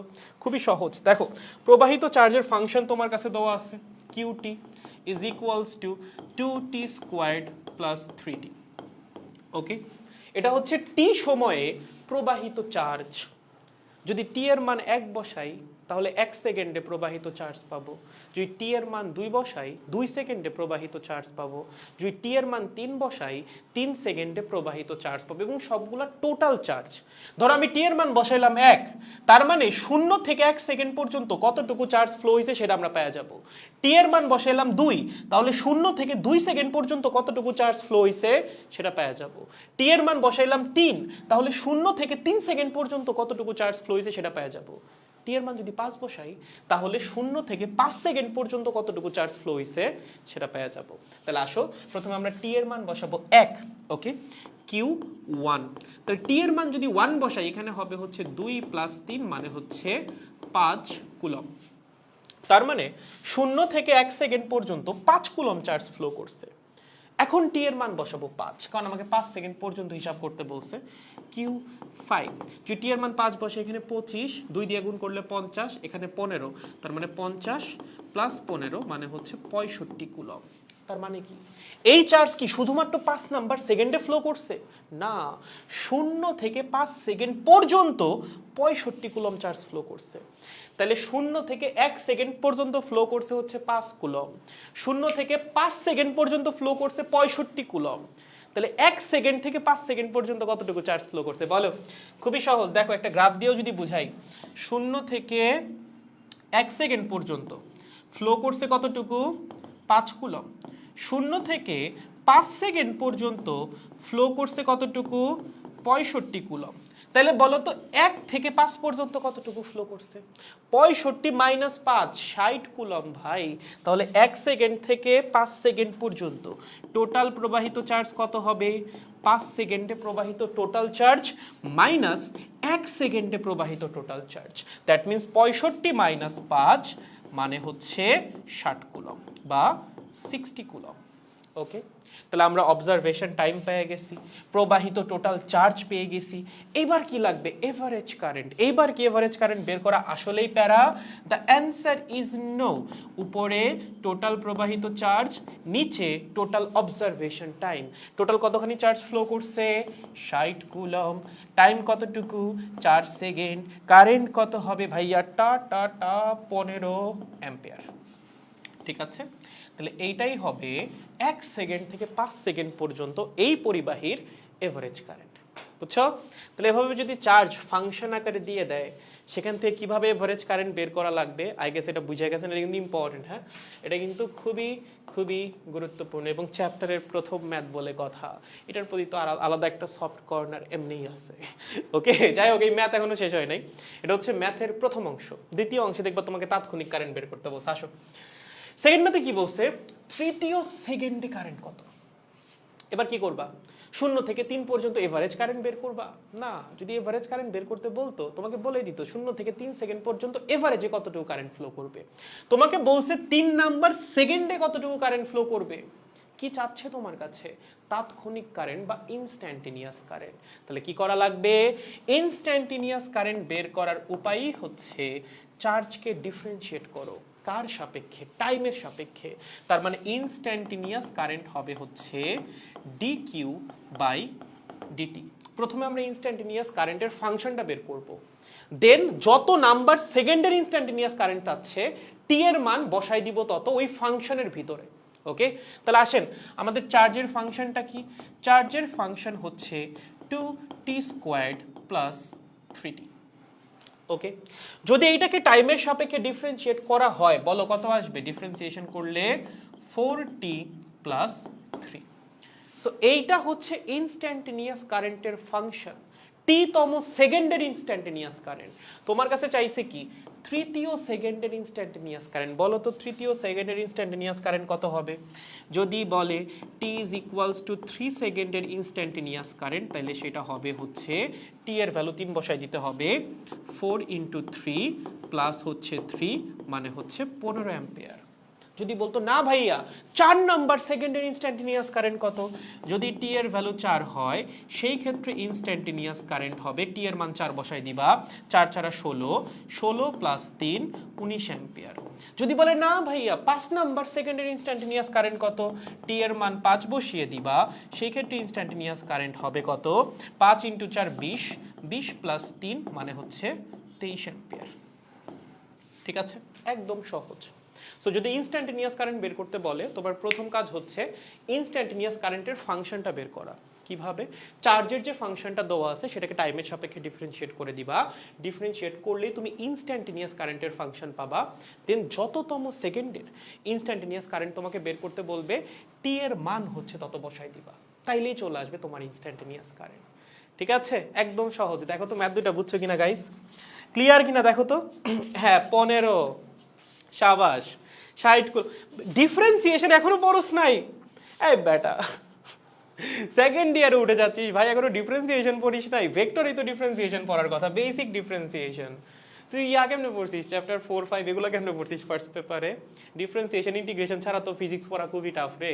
ডিফারেন্সিয়েশনটা শিখে ফেল। এখনো যদি প্যারা থাকে ভেক্টর পড়। ভেক্টর ক্যালকুলাসের যে পার্টটা আছে ওখানে তো ডিফারেন্সিয়েশন লাগেই, ওটা ছাড়া তো সম্ভব না। ডিফারেন্সিয়েশন লাগবে ব্রাদার। তুমি ফিজিক্সের যেই চ্যাপ্টারই পড়তে যাও, ডিফারেন্সিয়েশন ইন্টিগ্রেশন এগুলো তোমার সামনে আসবেই। এই বেসিকগুলো স্ট্রং হওয়া লাগবে। ঠিক আছে, ইন কেস এখনো ক্লিয়ার না হয়ে থাকে, ভেক্টর ক্যালকুলাস পড়ো, তাহলেই হয়ে যাবে। বুঝছি। ভাইয়া প্রথম টাইপের একটি ম্যাথ আপনার ডাইনামিক 25 ব্যাচের ক্ষেত্রে দেখছিলাম, যেখানে আপনি ইন্টিগ্রেশন করেছিলেন। হ্যাঁ হ্যাঁ হ্যাঁ, আসবে তো।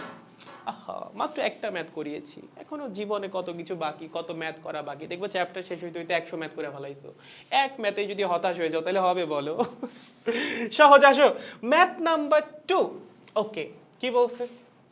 এই যে ইন্টিগ্রেশন চাচ্ছিলা তার জন্য ইন্টিগ্রেশনটা চলে আসছে। ওকে, তোমাকে বলছে একটা তারের মধ্যে দিয়ে কারেন্ট ফ্লো করতেছে এবং সেই current I is equals to 2t plus 5। তাহলে বলো তো তোমার যে কারেন্টটা দিয়ে দিছে এটা কি গড় কারেন্ট? গড় কারেন্টের একটা নির্দিষ্ট মান থাকবে। তোমারে দিয়ে দিছে ইনস্ট্যান্টেনিয়াস কারেন্ট, কারেন্টের ফাংশন টাইমের উপর ডিপেন্ডেন্ট কারেন্ট। তার মানে টাইম চেঞ্জ হইলেই কারেন্টের মান চেঞ্জ হচ্ছে। যেমন 0তম সেকেন্ডে কারেন্ট হচ্ছে 5, 1 নাম্বার সেকেন্ডে 7, 2 নাম্বার সেকেন্ডে 9, 3 নাম্বার সেকেন্ডে 11। সময় চেঞ্জ হচ্ছে, কারেন্টের মান চেঞ্জ হচ্ছে। তার মানে কারেন্ট কিসের উপর ডিপেন্ডেন্ট? টাইমের উপর ডিপেন্ডেন্ট। এবং একটা নির্দিষ্ট সময়ের কারেন্ট তুমি টি এর মান বসাইলেই পেয়ে যাবা। তাহলে তোমার দিছে কি? তোমার দিছে হচ্ছে ইনস্ট্যান্টেনিয়াস কারেন্ট দিয়ে দিছে।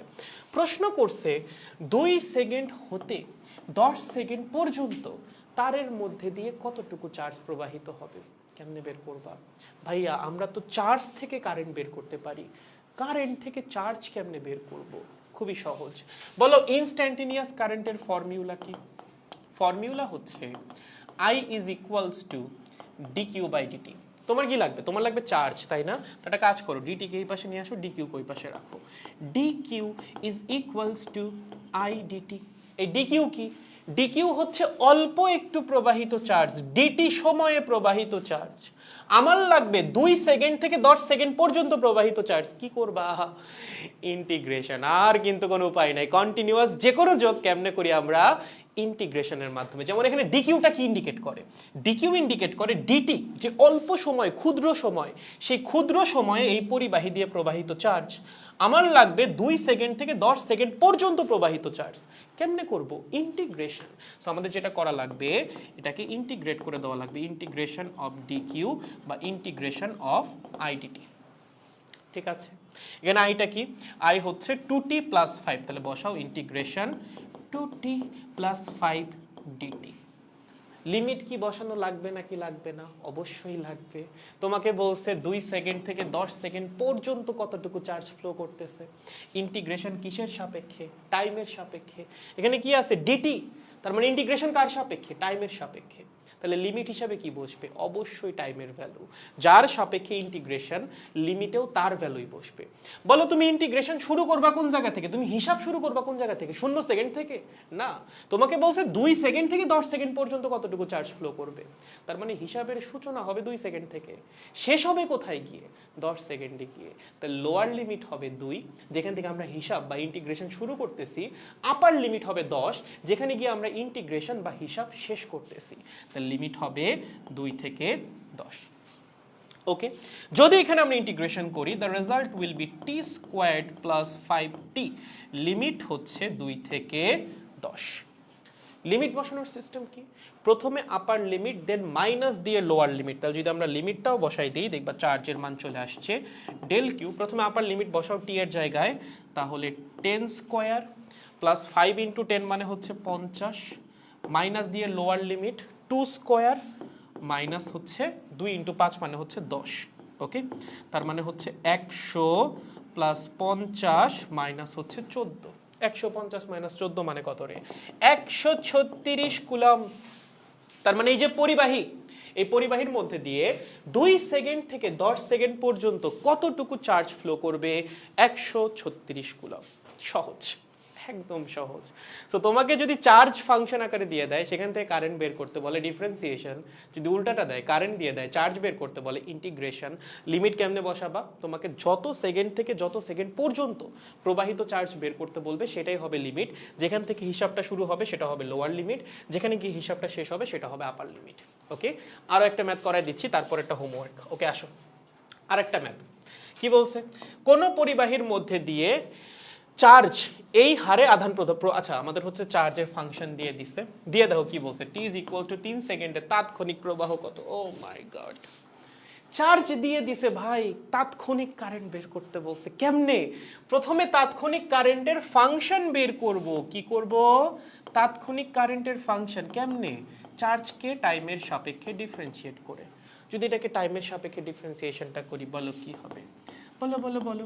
ডি ডিটি ভিতরে আছে 3t squared plus 2t plus হচ্ছে 3। যদি টাইমের সাপেক্ষে ডিফারেন্সিয়েট করা হয়, কি আসবে? এখানে আসবে 60। কত? 60। এখানে আসবে 2, 3 তো একটা কনস্ট্যান্ট, কনস্ট্যান্টের ডিফারেন্সিয়েশন কত? 0। তার মানে এইটা হচ্ছে আমাদের ইনস্ট্যান্টেনিয়াস কারেন্টের ফাংশন। আমার লাগবে t is equals two 3 second instantaneous current. তাহলে যখন t এর মান 3, তখন কারেন্ট কত হবে রে পাগলা? যখন t এর মান 3 সেকেন্ড, তখন কারেন্ট হবে, t এর মান 3 বসাই দাও, কাজ শেষ, 20 অ্যাম্পিয়ার। শেষ। ঠিক আছে, সহজ, একদম সহজ। পারবো না? পারবো। এটার পরেরটায় আসি, পরেরটায় কি বলছে? বলছে t is equals to 0 second থেকে t is equals to 3 second পর্যন্ত গড় প্রবাহ কত? গড় প্রবাহ মানে কি? এভারেজ কারেন্ট বের করতে বলছে। কি বের করতে বলছে? Average current. ভাইয়া এভারেজ কারেন্ট কেমনে বের করব? আবার ডিফারেন্সিয়েশন করব? নো। এভারেজ কারেন্টের জন্য তোমার লাগবে টোটাল অবজারভেশন টাইম এবং অতটুকু টাইমের মধ্যে টোটাল কতটুকু চার্জ ফ্লো করছে সেই ভ্যালুটা। তাহলে আমাদের প্রথমত অবজারভেশন টাইম কত?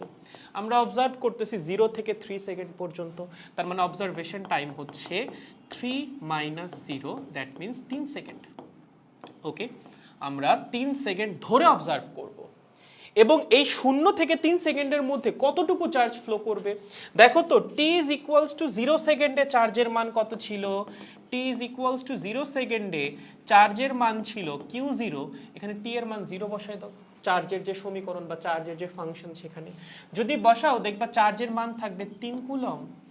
এখানে 0 বসাইলে বাদ, 0 বসাইলে বাদ, 3 3-এর মতো থাইকা যাবে।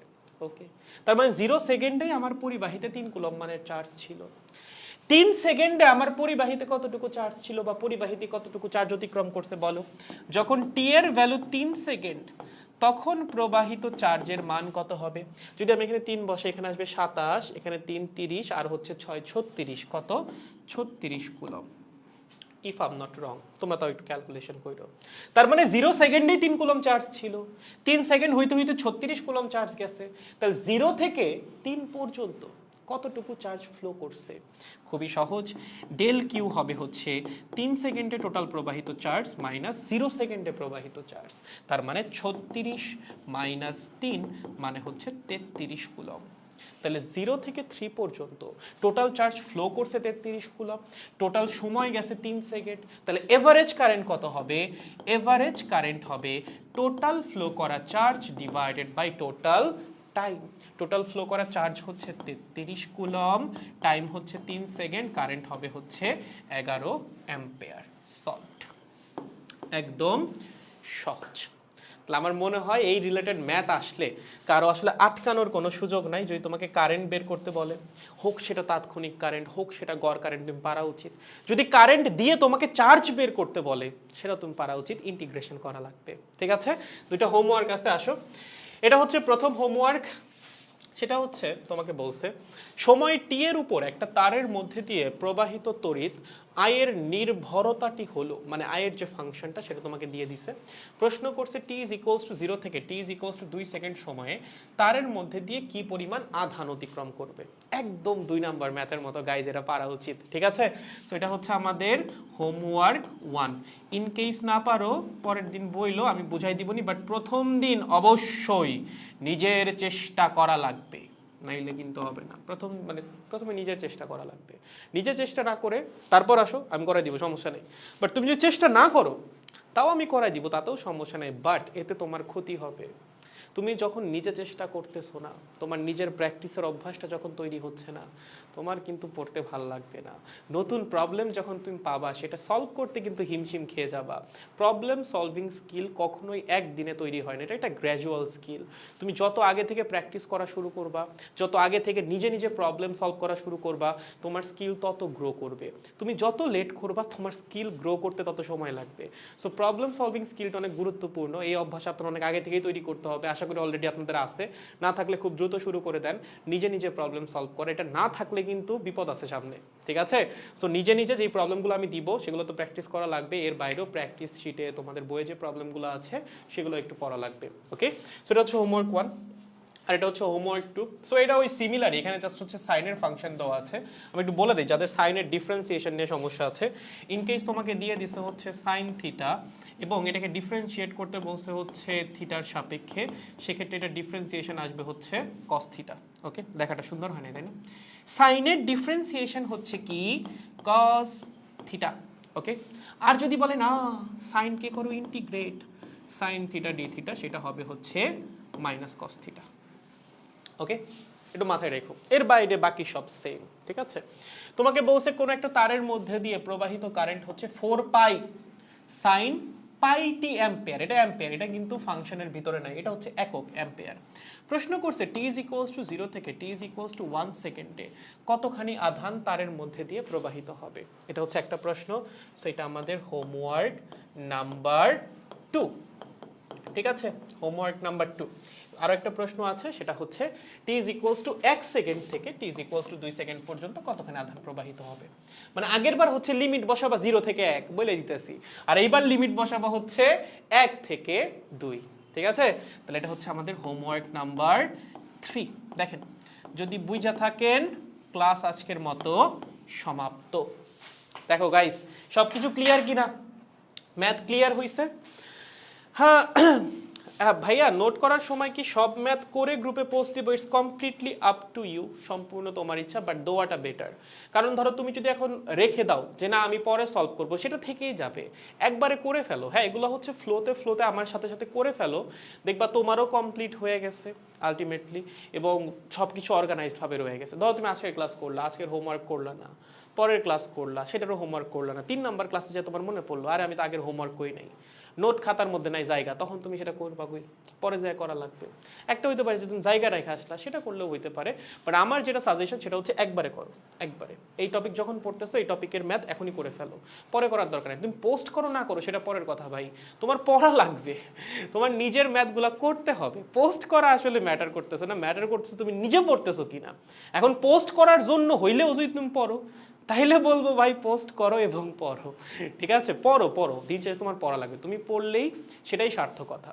ওকে, আমাদের দেখো এই ব্যাচ ট্যাচ রান করার, ঠিক আছে, একটা উদ্দেশ্য তো অন্য উদ্দেশ্য, এটার কথা বাদ, এর বাইরেও একটা ভালো উদ্দেশ্য আছে, সেটা হচ্ছে তোমাদের সবাইকে সাকসেসফুল কি বলে সাকসেসফুল তৈরি করা, বা তোমাদের সবার সাকসেসের রাস্তাটাকে একটু সহজ করে দেওয়া। এবং এই রাস্তাটাকে আমরা তখনই সহজ করতে পারবো যখন তোমরা কোঅপারেট করবা। তোমরা কোঅপারেট করবা ইন এ সেন্স, তোমরা যখন আমাদের কথাগুলো একটু শুনে চলবা, তোমরা যখন বাসায় বসে পড়বা। যেমন আমি প্রত্যেকটা ক্লাসে শেষে একটা কথাই বলি, ভাই বাসায় পড়ো, বাসায় না পড়লে কোনো লাভ নাই, লিটারালি কোনো লাভ নেই। আমি এখানে হাজারটা প্রবলেম তোমার সলভ করাই দিই, তুমি এগুলো মুখস্থ করে যাও, সব পরীক্ষা তুমি পার হইতে পারবা না। তোমার নিজের পড়া লাগবে, নিজের প্রবলেম সলভিং স্কিল বাড়াইতে হবে, এবং সেটা তখনই বাড়বে যখন তুমি প্র্যাকটিস করবা। প্র্যাকটিস ছাড়া ইটস ইম্পসিবল। আমাকে যারা এসে বলো যে ভাইয়া আমার এখন এই সিলেবাস বাকি, ওই বাকি, আমি ভাইয়া ম্যাথ নতুন ম্যাথ দেখলে পারি না, আমার পরীক্ষায় বসলে হচ্ছে ভয় লাগে, সব কিছু প্র্যাকটিসের অভাব, আর কিছুই না। তুমি প্র্যাকটিস করতেছো না, you are not doing enough. এখন তুমি বলতে পারো যে না ভাই আমি তো প্রচুর পড়তেছি তাও পারতেছি না। যে পারতেছে তার কাছে শুনে দেখো, সে আরো বেশি পড়তেছে, তোমার প্র্যাকটিসটা এনাফ হচ্ছে না। And it's very simple logic, তুমি যত পড়বা তত পারফেকশনের দিকে আগাবা। তুমি এখন পারতেছো না মানে হচ্ছে তোমার পড়ায় ঘাটতি আছে, এর চেয়ে একটু বেশি পড়ো, দেখবে এখন যতটুকু পারতেছো তার চেয়ে বেশি পারতেছো। আরও একটু পড়ো, আরও বেশি পারবা, আরও একটু পড়ো, আরও বেশি পারবা। যত পড়বা তত ভালো হবে, তত বেশি এক্সপার্টাইজ আসবে, পরীক্ষায় নার্ভাসনেস কমবে, পরীক্ষায় ভুল হওয়ার সম্ভাবনা কমে যাবে। সবকিছুই পড়ার উপর নির্ভর করতেছে, তুমি কত বেশি পড়তেছো, কত বেশি প্র্যাকটিস করতেছো। সময়টা লিমিটেড, সময়টাকে বুঝে শুনে কাজে লাগাইতে হবে, কোনোভাবেই সময় নষ্ট করা যাবে না, যতটা সম্ভব নিজেকে আগায় রাখতে হবে, ঠিক আছে। ওকে, শাড়ি দিব, এই বেটা শাড়ি দিব মানে নোট কন্টেস্টের উইনারদের নাকি শাড়ি দেওয়া লাগবে, কি একটা জীবন, জীবনে কোনোদিন শাড়ি টাড়ি কিনি নাই ভাই, এগুলো জানি না। আমি তো হোমওয়ার্ক জমায় রাখতে রাখতে বস্তার মতো জমে গেছে, ঠিকই আছে, এরকমই হবে, জমাইলে এরকমই হবে। হোমওয়ার্ক জমানো যাবে না, ঠিক আছে, ক্লাসের সাথে সাথে হোমওয়ার্ক কমপ্লিট করে ফেলবা। ওকে, আর নোট কিভাবে পোস্ট করা লাগবে সেই রিলেটেড একটা ডিটেলস পোস্ট তো আমরা দিয়েই দিব। যারা অলরেডি এলিটসে আসো তারা তো জানোই, তোমরা ম্যাক্সিমাম মনে এলিটসেরই তাই না, জানোই বোধ হয় কীভাবে নোট পোস্ট করা লাগে। সো সুন্দরের মতো হচ্ছে গ্রুপে, মেইন গ্রুপে নোট পোস্ট করে দিন। গ্রুপ কিন্তু মানে মেইন গ্রুপে কিন্তু নোট পোস্ট করবা, ঠিক আছে, এই ফ্লেমসের ভিতরে না, তাহলে আবার এলোমেলো হয়ে যাবে। মেইন গ্রুপের মধ্যে হচ্ছে নোটটা পোস্ট করে দিও, চাইলে সাথে ক্লাসটা কেমন লাগছে সেটার একটা রিভিউ অ্যাড করে দিতে পারো। ওকে গাইস, ওকে। তো আপনি যখন এইচএসসিতে পড়ছিলেন তখন আপনি কয় ঘন্টা পড়তেন ডেইলি? এটার আসলে কোনো ঠিক ঠিকানা নাই। লাইক ধরো যখন কলেজ খোলা থাকতো তখন এমন গেছে 2-3 ঘন্টাও পড়ছি, এমনও গেছে 4-5 ঘন্টাও পড়ছি। আবার যখন টেস্ট পরীক্ষার পরে যখন কলেজ ছিল না তখন এমনও হয়েছে 11-12 ঘন্টাও পড়ছি, ঠিক আছে। সো আসলে এটা কোনো ফিক্সড কোনো কিছু নাই, এক এক দিন এক এক রকম, ডিপেন্ড করতো কতটুকু পড়া লাগবে আজকে তার উপর। তো আজকের দিনে আমি যখন ঘুম থেকে করতাম আমি একটা টার্গেট ফিক্স করতাম যে আজকের দিনে আমি এতটুকু পড়বো, তার জন্য আমার যতটুকু পড়া লাগতো, যত সময় ধরে পড়া লাগতো আমি পড়তাম। সো জিনিসটা আসলে টাইম না যে আমি এত ঘন্টা পড়বো, এত ঘন্টা পড়লে আমার পড়া শেষ। জিনিসটা হচ্ছে আমি কতটুকু পড়বো, দিন থেকে উঠবো, ঘুম থেকে উঠবো বা আগের দিনই ফিক্স করে রাখবো যে পরের দিন উঠে আমি এতটুকু পড়তে চাই, অতটুকু পড়তে যত ঘন্টা লাগে। ঠিক আছে, কি আছে আর জীবনে, আর কি আছে বলো। যাই হোক, শাড়ি না না, শাড়িটাই দেওয়া যাবে না। দাদা যে বেশি পারে তারে জিগাইলে বলে সে নাকি পড়ে না, এটাই তো আসলে হ্যাক্স, বলা যাবে না কাউকে, ঠিক আছে। যাই হোক গাইজ, আজকের মতো ক্লাসটা এই পর্যন্তই সমাপ্ত করি। আমার আবার একটু পর আরেকটা কোর্স লঞ্চ করা লাগবে তোমাদের এইচএসসি 25 ব্যাচের ভাই আপুদের রিভিশন কোর্স। যাই হোক, সো আজকের মতো থাকুক এই পর্যন্ত। আমরা পরবর্তী ক্লাসে হচ্ছে ক্লাসিক্যাল থিওরি দিয়ে শুরু করে দিব এবং সেখান থেকে আমরা ওমের সূত্র, রোধ একটা একটা করে গ্র্যাজুয়ালি আগায় থাকবো। চ্যাপ্টারটা হালকা একটু বড়, অনেক বেশি বড় না, বাট চ্যাপ্টারটা অনেক মজার। ঠিক আছে, চ্যাপ্টারটা খুবই ইন্টারেস্টিং একটা চ্যাপ্টার, অনেক কিছু আছে পড়ার মতো। আমরা পড়তে থাকবো, দেখবা খারাপ লাগবে না। তোমরা 9-10 এগুলো পড়ে আসছো না, সো একটা আইডিয়া তোমাদের মধ্যে এমনিই আছে এবং আজকেও অনেকটা বেসিক আইডিয়া পেয়ে গেছো। সো পরের দিন থেকে দেখবা পড়াটা আসলে অনেক ইজি হয়ে যাবে। সো পরবর্তী ক্লাসে দেখা হচ্ছে। অ্যান্ড আপনারা ঠিকঠাক বাসে একটু পড়েন। এখন তো ফার্স্ট পেপার, সেকেন্ড পেপার, 2 ব্যাচের ক্লাস একসাথেই চলতে থাকবে। সো আপনাদের জন্য হয়তো একটু কষ্ট হয়ে যাবে, বাট একটু পড়েন, একটু কষ্ট হইলেও পড়েন, একটু ব্যালেন্স করে পড়েন, তাহলেই আপনার পড়া আগাইতে থাকবে। ওকে, আর কোনো কিছু না বুঝলে তো আমি আসি, টেলিগ্রামে পেয়ে যাবো আশা করি সবসময়। ফ্লেমস, এলিটস, যেখানেই নক দাও, আই এম হেয়ার, প্যারা নাই কোনো।